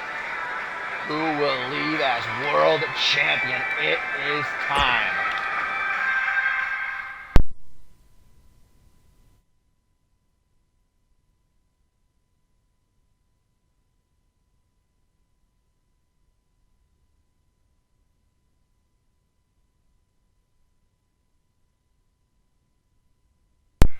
And a big question on the minds of a lot of people, guys, heading into Purgatory tonight was who was going to be that 6th man. Originally, it was Bloody Justice, but after being abducted by Levi Martin, nobody has been able to find BJ, and so he was replaced by Ryan Kent, but Ryan Kent was taken out by a vengeful Andrew Briggs last night on Supremacy, which led to the spot being open and filled by none other than the A-lister, the five-time world champion, Hayden, entering his 4th Elimination Chamber match in his CMV career. A hell of a replacement last second for General Manager Jay Dynamite to sign, but Hayden willing to take it. He just made his in-ring return, having his first match in over 3 months last night on Supremacy, defeating Danger Cat, able to knock his ring rust off there. But this Elimination Chamber match, as if I wasn't already having a hard enough time picking somebody, now Hayden has been tossed into the fray. Forget about it. Reese Ortiz has got his work cut out for him. Ladies and gentlemen, the champion defending against 5 of the very best, not just today, but in CMV history. George King, Brian Jacobson, Chris Diamond, Pierre Thompson. Which of these 6 men will be meeting PJ Moon in the main event of Ascendant 7 4 weeks from tonight?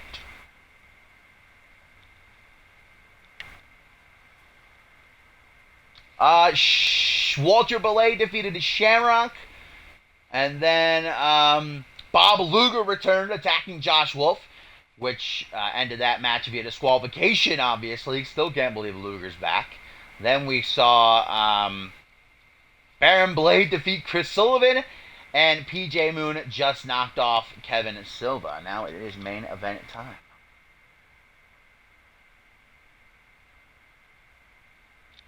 Woo. I've got chills. I am ready for this.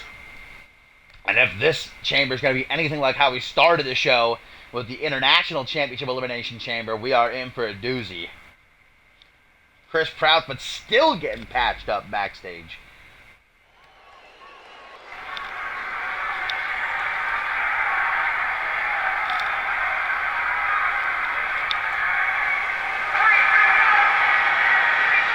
And again, if you've lived under a rock your entire life and you have never seen an Elimination Chamber match, the rules are pretty simple. 2 men will start. 4 others will be locked inside of those pods. Every couple of minutes, a new superstar will enter. You can be eliminated by pinfall or submission. Last man standing will leave Purgatory tonight as world champion and walk into Ascendant 7 to meet PJ Moon in the main event. A place that Hayden is no stranger to. He's main evented 2 Ascendances. 3, if you want to be cheeky about it, main evented day 1 of Ascendance 4. Hayden tonight could finally break that long-standing tie he has with his ex-gen brother Paul Devine. 5 world title reigns apiece. Paul Devine hasn't had the greatest night, earlier being knocked off by Harvey Hastings.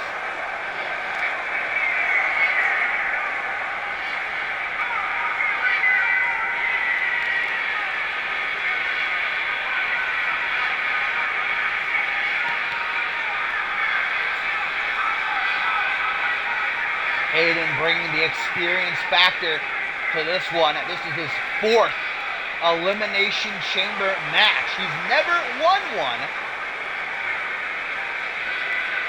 He was in that same chamber that Dante Tatum was in earlier this season at Validation.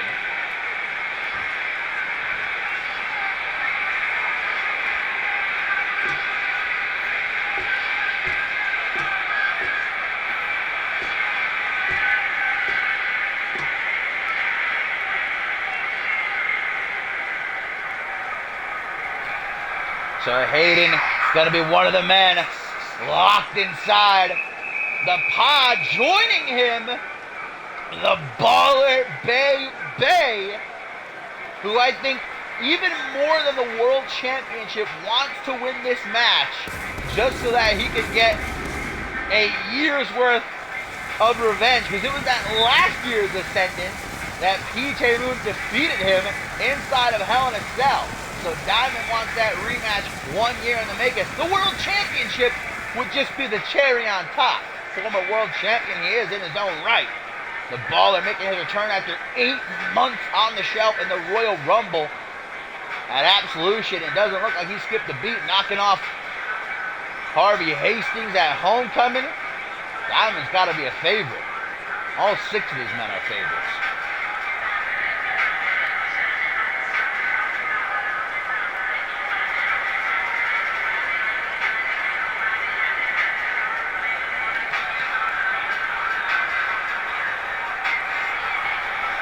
Chris Diamond entering his first Elimination Chamber match. Taking a look around at the steel that surrounds him. Shooting a look at Hayden. That's a match that has never happened before. I'd pay for it.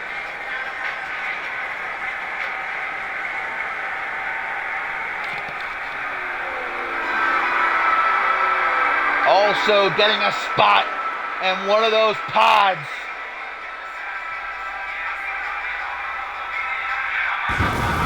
Prime time. Pierre Thompson, a man who a lot of people, including myself, believe is long overdue for a world championship reign. Pierre Thompson coming off of one of the very few losses he has this season, being pinned by Brian Jacobson last night on Supremacy in that tag team match. But if there's a way to come back, winning the World Championship inside of Elimination Chamber is a hell of a way to do it.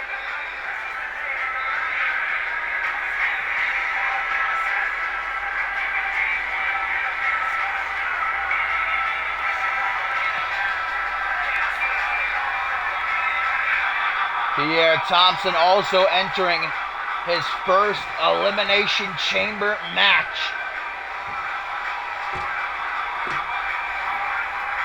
And even for someone as beastly as Pierre Thompson,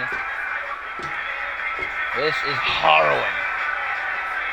Look at how he's perfectly aligned with Hayden. We all know what happened at last year's Ascendance between those two. Pierre Thompson defeating Hayden in under a minute. And the last man who will get one of those pods, the POV of CMV, Brian Jacobson, baby, yeah! A man who knows how to make an impact after months away from CMV returning to cost George King a shot at the World Championship. And in his first match since returning, pinning Peter Thompson, as I mentioned before, last night on Supremacy. I gotta wonder how Jacobson and Peter Thompson are feeling, actually. They can't be at 100% because that tag team match was a goddamn war. Neither of them are feeling peachy right now, but I mean, even if you are, look at that, Jacobson immediately looking Peter Thompson in the eyes.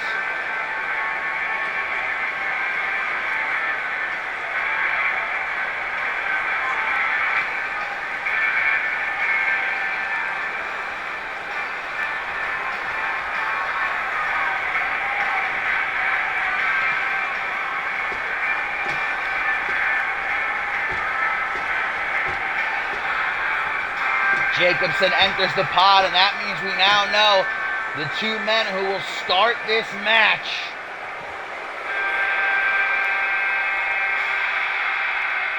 George King, who believes himself to be long overdue for a world championship ring. He had it. He finally had his one-on-one match last month with Andrew Briggs, and Brian Jacobson, of everyone, ruined it. And we saw George King let out some of his frustrations on the POV of CMV last night during that tag team match. I think it's going to be amplified inside the chamber here.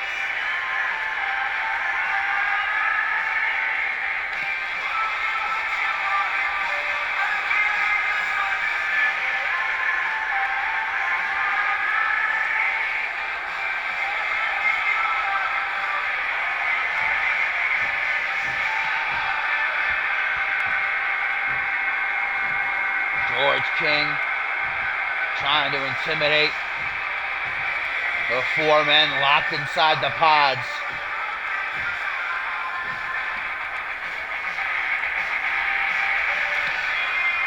And so George King will start this match.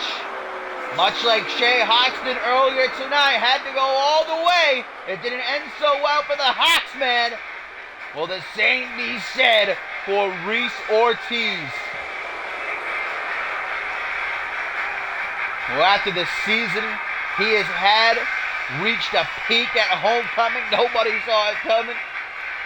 When he won the championship scramble to become undisputed world heavyweight champion, but in the weeks that followed, he has been slowly but surely silencing all them doubters, all them haters, beating Xander Slate on the winning side of that tag team match last night. And if he could somehow survive the chamber here at Purgatory, will there be anybody who can say anything otherwise than Reese Ortiz deserving that championship?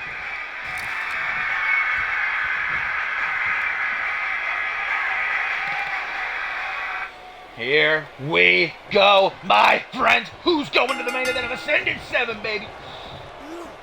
George King and Reese Ortiz get it started. King with the flapjack off the fireman's carry position. Brings Reese Ortiz up to a knee and into a vertical suplex almost immediately.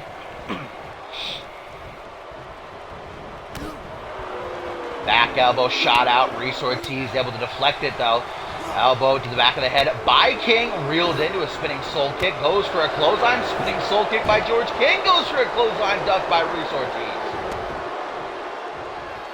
And Ortiz gonna just go ahead and dab on them haters. Simultaneously taking George King down with the head scissors. European uppercut. King not a fan of those sort of antics. Forearm smash to the back. And again Ortiz ricocheting off the ropes, dropping back across the canvas and a stomp to the bicep. George King, could he knock out the champion this early? No.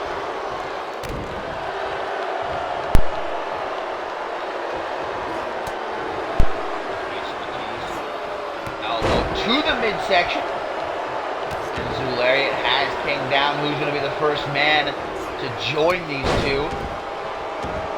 Will it be Hayden? Will it be Chris Diamond, Pierre Thompson, or Brian Jacobson? You know that PJ Moon is in the back right now, watching that monitor very closely. He has history with a few of these men. I don't know if he has any sort of preference as to who he would prefer to face in the main event of Ascendant 7 4 weeks from tonight. Arm smash by Reese Ortiz, able to get himself an opening and hit that DDT and a kip up. Now grabs the man bun up over the shoulders. George King, who probably has a good like 30-40 pounds on Ortiz. Sternum first on that top rope. George King, though, able to get double boots to the chest, pushing him off. Now he closes in for some more offense. Short arm clothesline comes at him. Did not see that coming, but back and forth we go. Counter after counter between these two. Leg drop by King. Picked up into the seated position. Extends the arm over the knee and elbows to the chest like a knife through the heart. Punch in the midsection. Reese Ortiz giving himself some breathing room, but doesn't want to give George King the same. That clothesline having some serious oomph behind it. Rolling neck snap.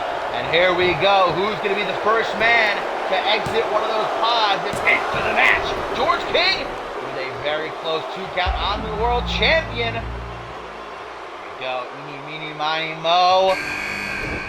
It's going to be Chris Diamond joining the fun.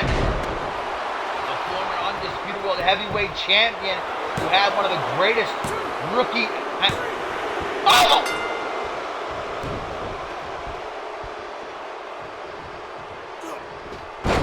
What? What? George King has just eliminated Reese Ortiz! Look! The champ is out! We are guaranteed a new champion just like that! What the hell? Are you kidding me? George King hitting his patented 110th Street Slam. I didn't even really see it out of the corner of my eye. I was focusing on Diamond. Holy shit! We are guaranteed a new champion, ladies and gentlemen. Oh my God. Can't take it. Oh, this pay-per-view has got my blood pressure up.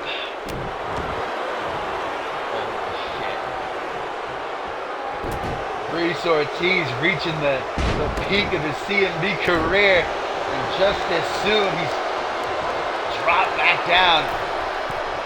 Chris Diamond, though, get out of here! I can't just Diamond from the top of the pod! Body splash to King! Oh my Lord! The baller, who expected him to do that? And George King seems to have been better off than Diamond, though. I think Diamond messed himself up worse than he did King. As I was saying, though, before Reese Ortiz got freaking eliminated and changed my life, Chris Diamond having one of the best, if not the best, rookie years last season. Coming in, winning the Rising Star Championship, the 3rd annual Tag Team Cup with his best friend Rob Cross, winning the Fusion Tag Team titles, Money in the Bank World Championship, but a pretty nasty neck injury had him kept on the shelf for 8 months. We thought his career was over. We never thought he'd come back, but he worked his ass off, returning to the Royal Rumble at Absolution. And although things didn't go his way that night, Diamond has quickly proved in the weeks that followed that he ain't just back. He ain't just his own self. He's better than ever. Going at it with George King, and now who's going to be the second man to leave one of those pods and enter the ring? Will it be Hayden, Brian Jacobson, or Pierre Thompson? It's going to be Hayden, the A-lister, coming to get him some Diamond, don't you dare. Yeah, thank you. Man, Chris is feeling froggy tonight. He ain't even a high flyer in any normal matches. That's what a chamber does to a man, though. You just get that feeling that you've got to do whatever it takes. Going after Hayden. Hayden freaking launching himself to the outside. Yes, Reese Ortiz, the champion, has been eliminated, which guarantees us a new title holder. And Chris Diamond in for a royal flush. Will George King make it 2 for 2? Uno, dos. No, Chris Diamond sticks in it. As King now turns his attention to Hayden. Quick takedown with a snap vertical suplex.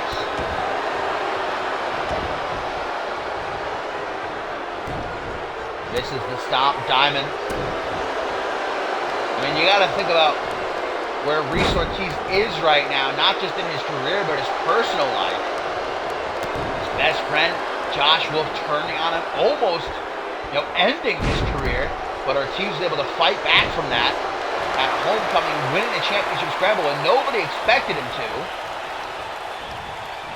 Having that clinic with Xander Slate, that war last night on Supremacy, not just physically, but mentally, Reese Ortiz, I don't think he was truly prepared to be world champion, and it showed as George King eliminated him.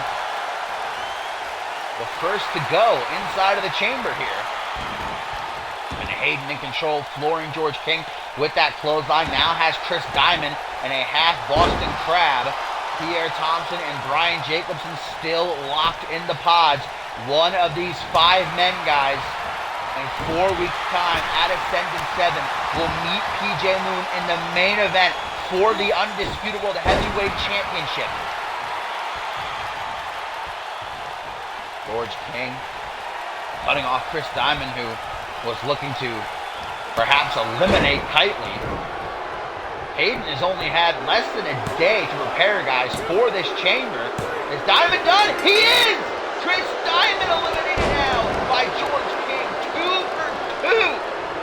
And that hurts the feels a little bit, because I know a lot of people are wanting to see that rematch 1 year in the making, but as soon as Diamond goes, somebody else enters. Will it be Pierre Thompson or will it be Brian Jacobson, as George King has dominated this chamber so far? Belly-to-belly suplex, and Hayden, not long after, maybe sees Chris Diamond in the back for a shower. Royal flush as Thompson gets a front row seat. 1, 2, but only a 2 count. George King now realizing that Thompson has entered the fray. Going after him with a knee to the chest, so this means Brian Jacobson will have that coveted final spot. He'll come out nice and fresh. George King, who started this match off, he's eliminated the champion, Reese Ortiz, and Chris Diamond. One of these 4 men will end Purgatory as the new Undisputed World Heavyweight Champion. Does PJ Moon have a preference as he watches from backstage? I do not know. But I know this, whichever 4, it doesn't matter. It's going to be a challenge for PJ Moon. And as a matter of fact, it'll be a first-time match for PJ Moon. He has never gone one-on-one with any 4 of these men before.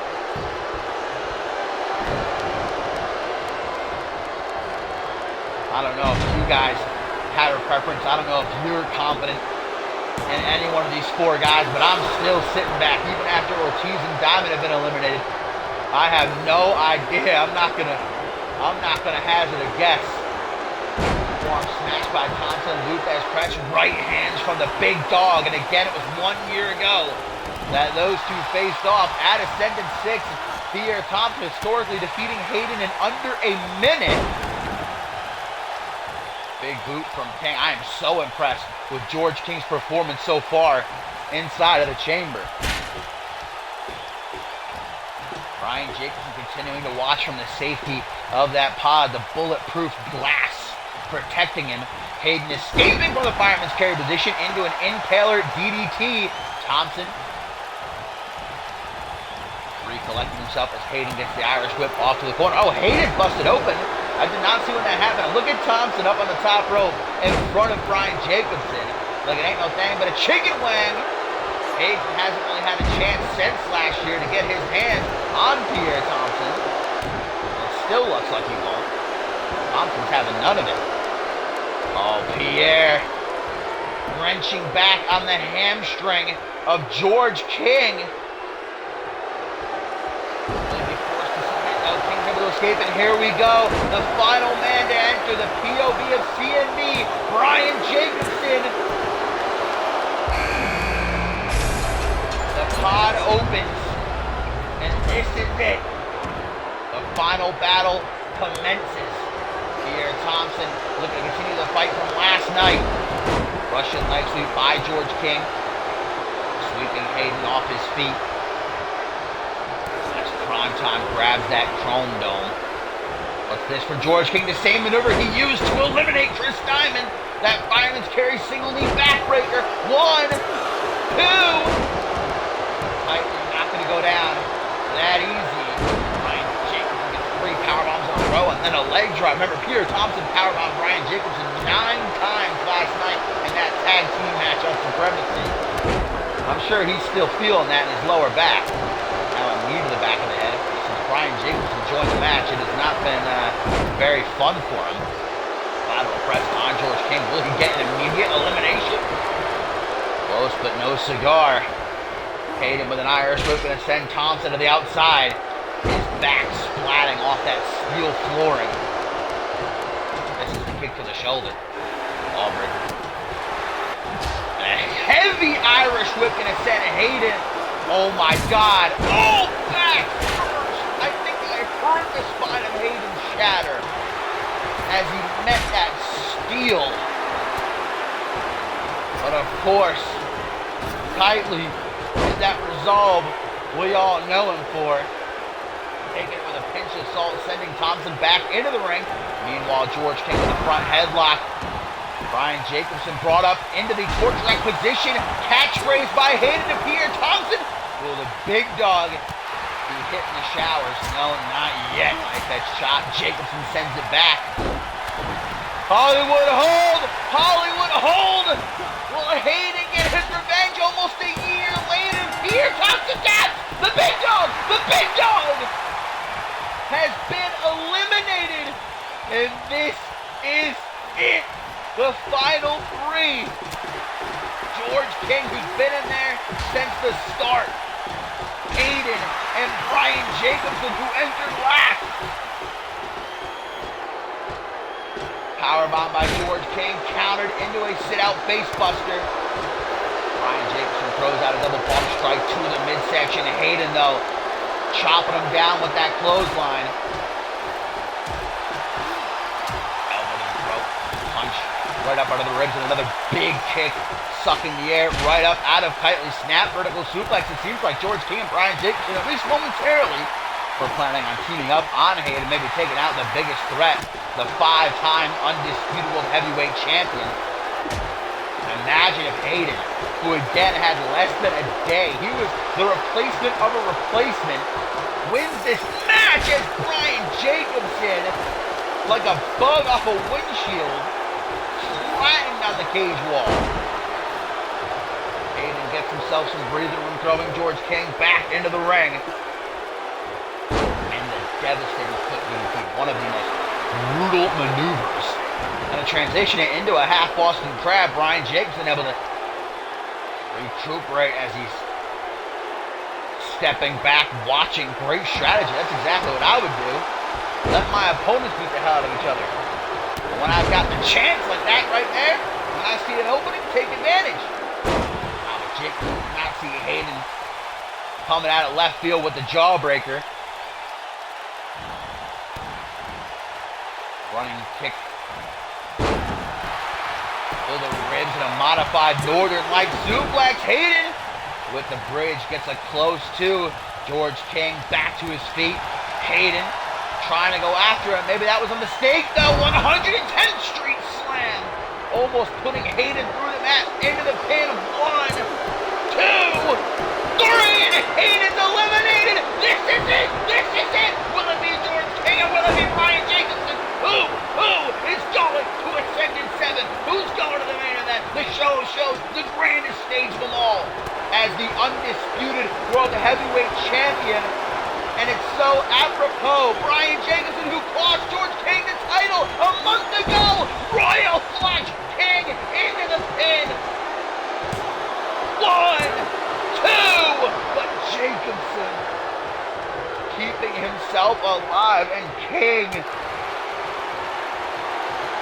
trying to continue the attack. Snapmare takedown by Jacobson.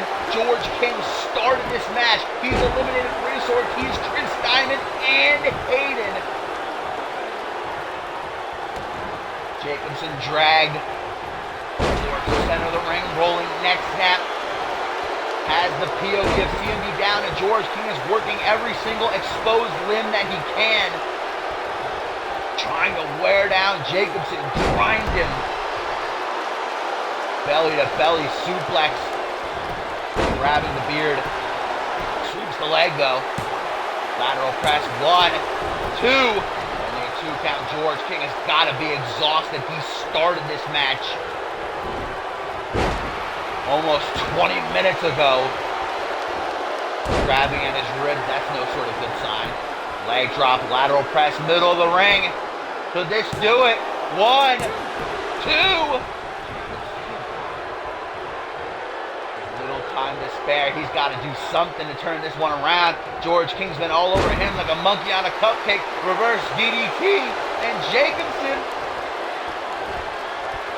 with the spine buster. The best of the game. But he ain't done. Bringing King up. The virtue signal. Jacobson into the cover. 1, 2. Jacobson, though, turning to the crowd, saying, "Don't worry, I've got a plan." All of his body weight down across the lower back of George King. Shoots the half, another pin. Desperate is Brian Jacobson. And got even closer that time. What's it going to take? Something's got to give one of these two men to meet PJ Moon and 4 weeks in the main event of Ascendant 7, modified backbreaker, excuse me. I'm too excited. I'm on the edge of my seat right now. This has been too wild. Spinning side slam by George King, using the momentum of Brian Jacobson coming off the ropes to almost put him to the mat. My heart can't take it. Elbows and punches to the chest. George King with the 110th Street Slam attempt. He went low, but Brian Jacobson was waiting with a knee. Now in the corner form, smash to the lower back. Trying to turn George King around. Clothesline drops him. George King has waited almost a year for the World Championship reign. He feels long overdue. And the opportunity he finally had last month, but was screwed by Brian Jacobson. Will he be screwed by the POV again? Who hits the spinebuster and the virtue signal? The cover. 1, 2, 3. No, what? George King started this freaking match. He's eliminated Reese Ortiz, Chris Diamond, and Hayden. He's kicked out of 2 virtue signals. This is too much. And Jacobson telling George King, just bring it. As now he looks to dissect King, ripping him apart at the seams. Wrenching back on the wrist, attempting to break every single finger before dropping the knees across the kidneys. No, Jacobson, not this way. Not like this. No disqualifications. Attempting the leverage pin, but George King still able to kick out. not able to evade that knee to the chest, though. And again, Brian Jacobson says, don't worry, I've got a plan. But what is that plan? Heavy Irish whip into the corner. Overhand punch caught. Forearm smash to the jaw.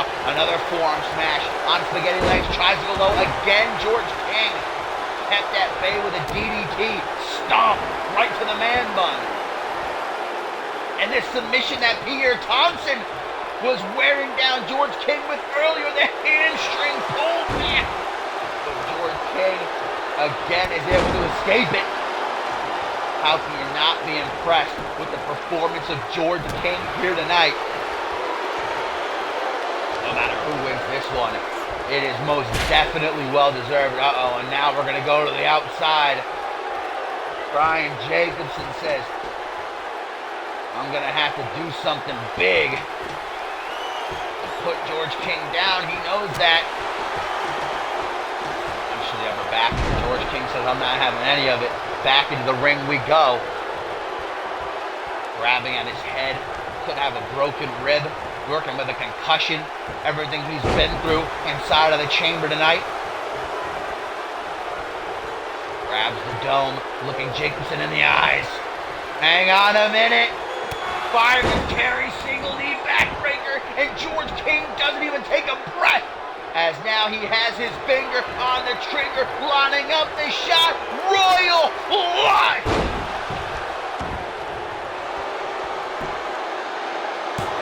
1, 2, 3!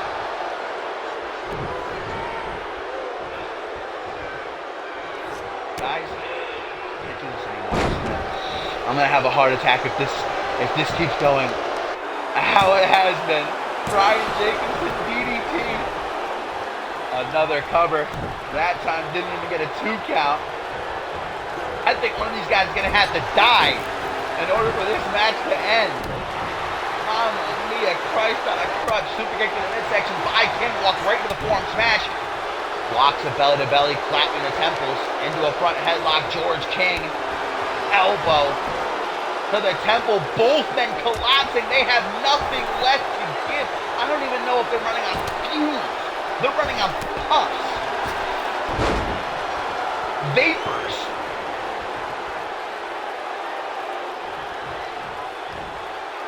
DJ Moon. Just like me, just like everybody in this arena, just like everyone at home on the edge of their seats, watching to find out who is going to the main event of Ascended 7 as world champion to defend against the Royal Rumble winner, and it may be George King. But Brian Jacobson reverses the Royal Flush attempt. Spine buster. Right on the money, and Brian Jacobson pulls him up into a third virtue signal. They say the third time's the charm. Jacobson with nothing left to give. 1, 2, George King.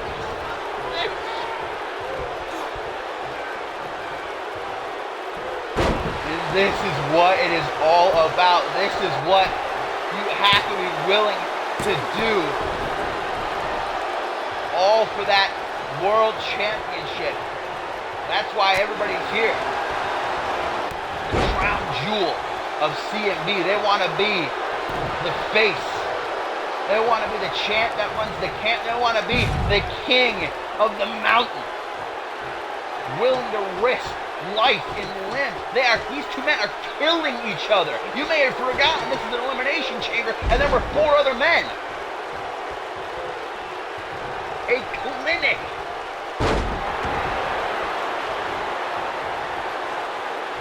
I was joking before, but it might actually be true. One of these men might have to actually die in order for this thing to actually end. Because they're just unwilling to quit. Another DDT by Jacobson. Reverse DDT.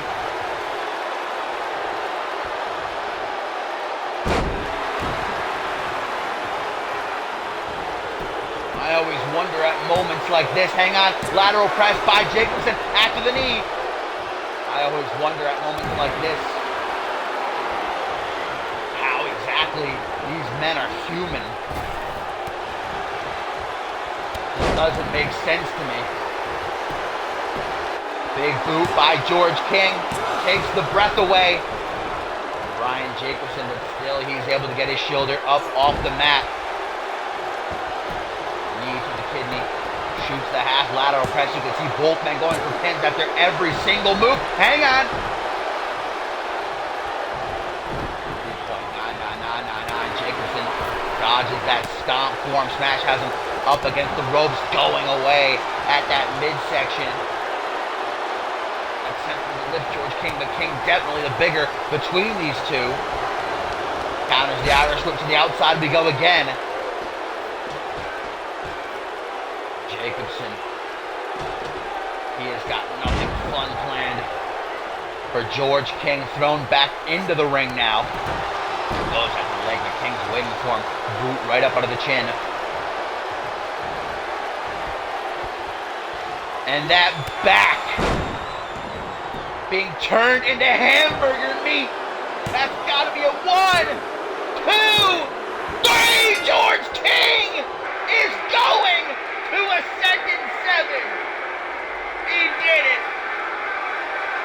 After everything he's traversed this season, after Brian Jacobson costed him the championship last month, George King now inside the chamber is going to the show of shows, baby. The new world champ. And I think Brian Jacobson's back might actually be broken. George King went from pillar to post. He started this match eliminating Resource Peace, Chris Diamond, Hayden, and finally Brian Jacobson ran the gauntlet. And if you don't think he deserves it, you are a madman. George King is going to ascendance. And I might not like the guy personally, but congratulations, George King. A mission he's been on since the start of this season.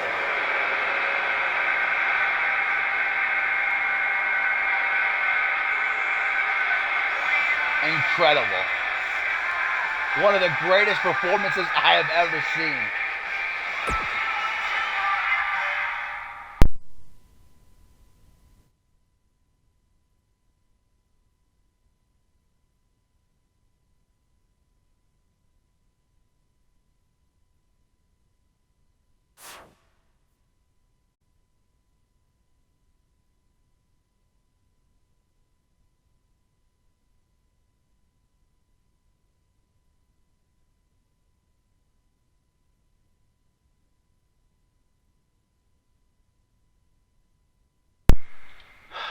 Well, guys, after one of the most strenuous pay-per-views I have ever had the privilege of calling, I believe I'm about to go drink a nice hot cup of tea and probably pass out for a few hours. But, oh, my heart. That match was too much. I hope you guys enjoyed the show as much as I did. If you like what you saw, you are new, make sure you drop a follow so that you can get those notifications when I go live. If you are interested in joining CMV, !join.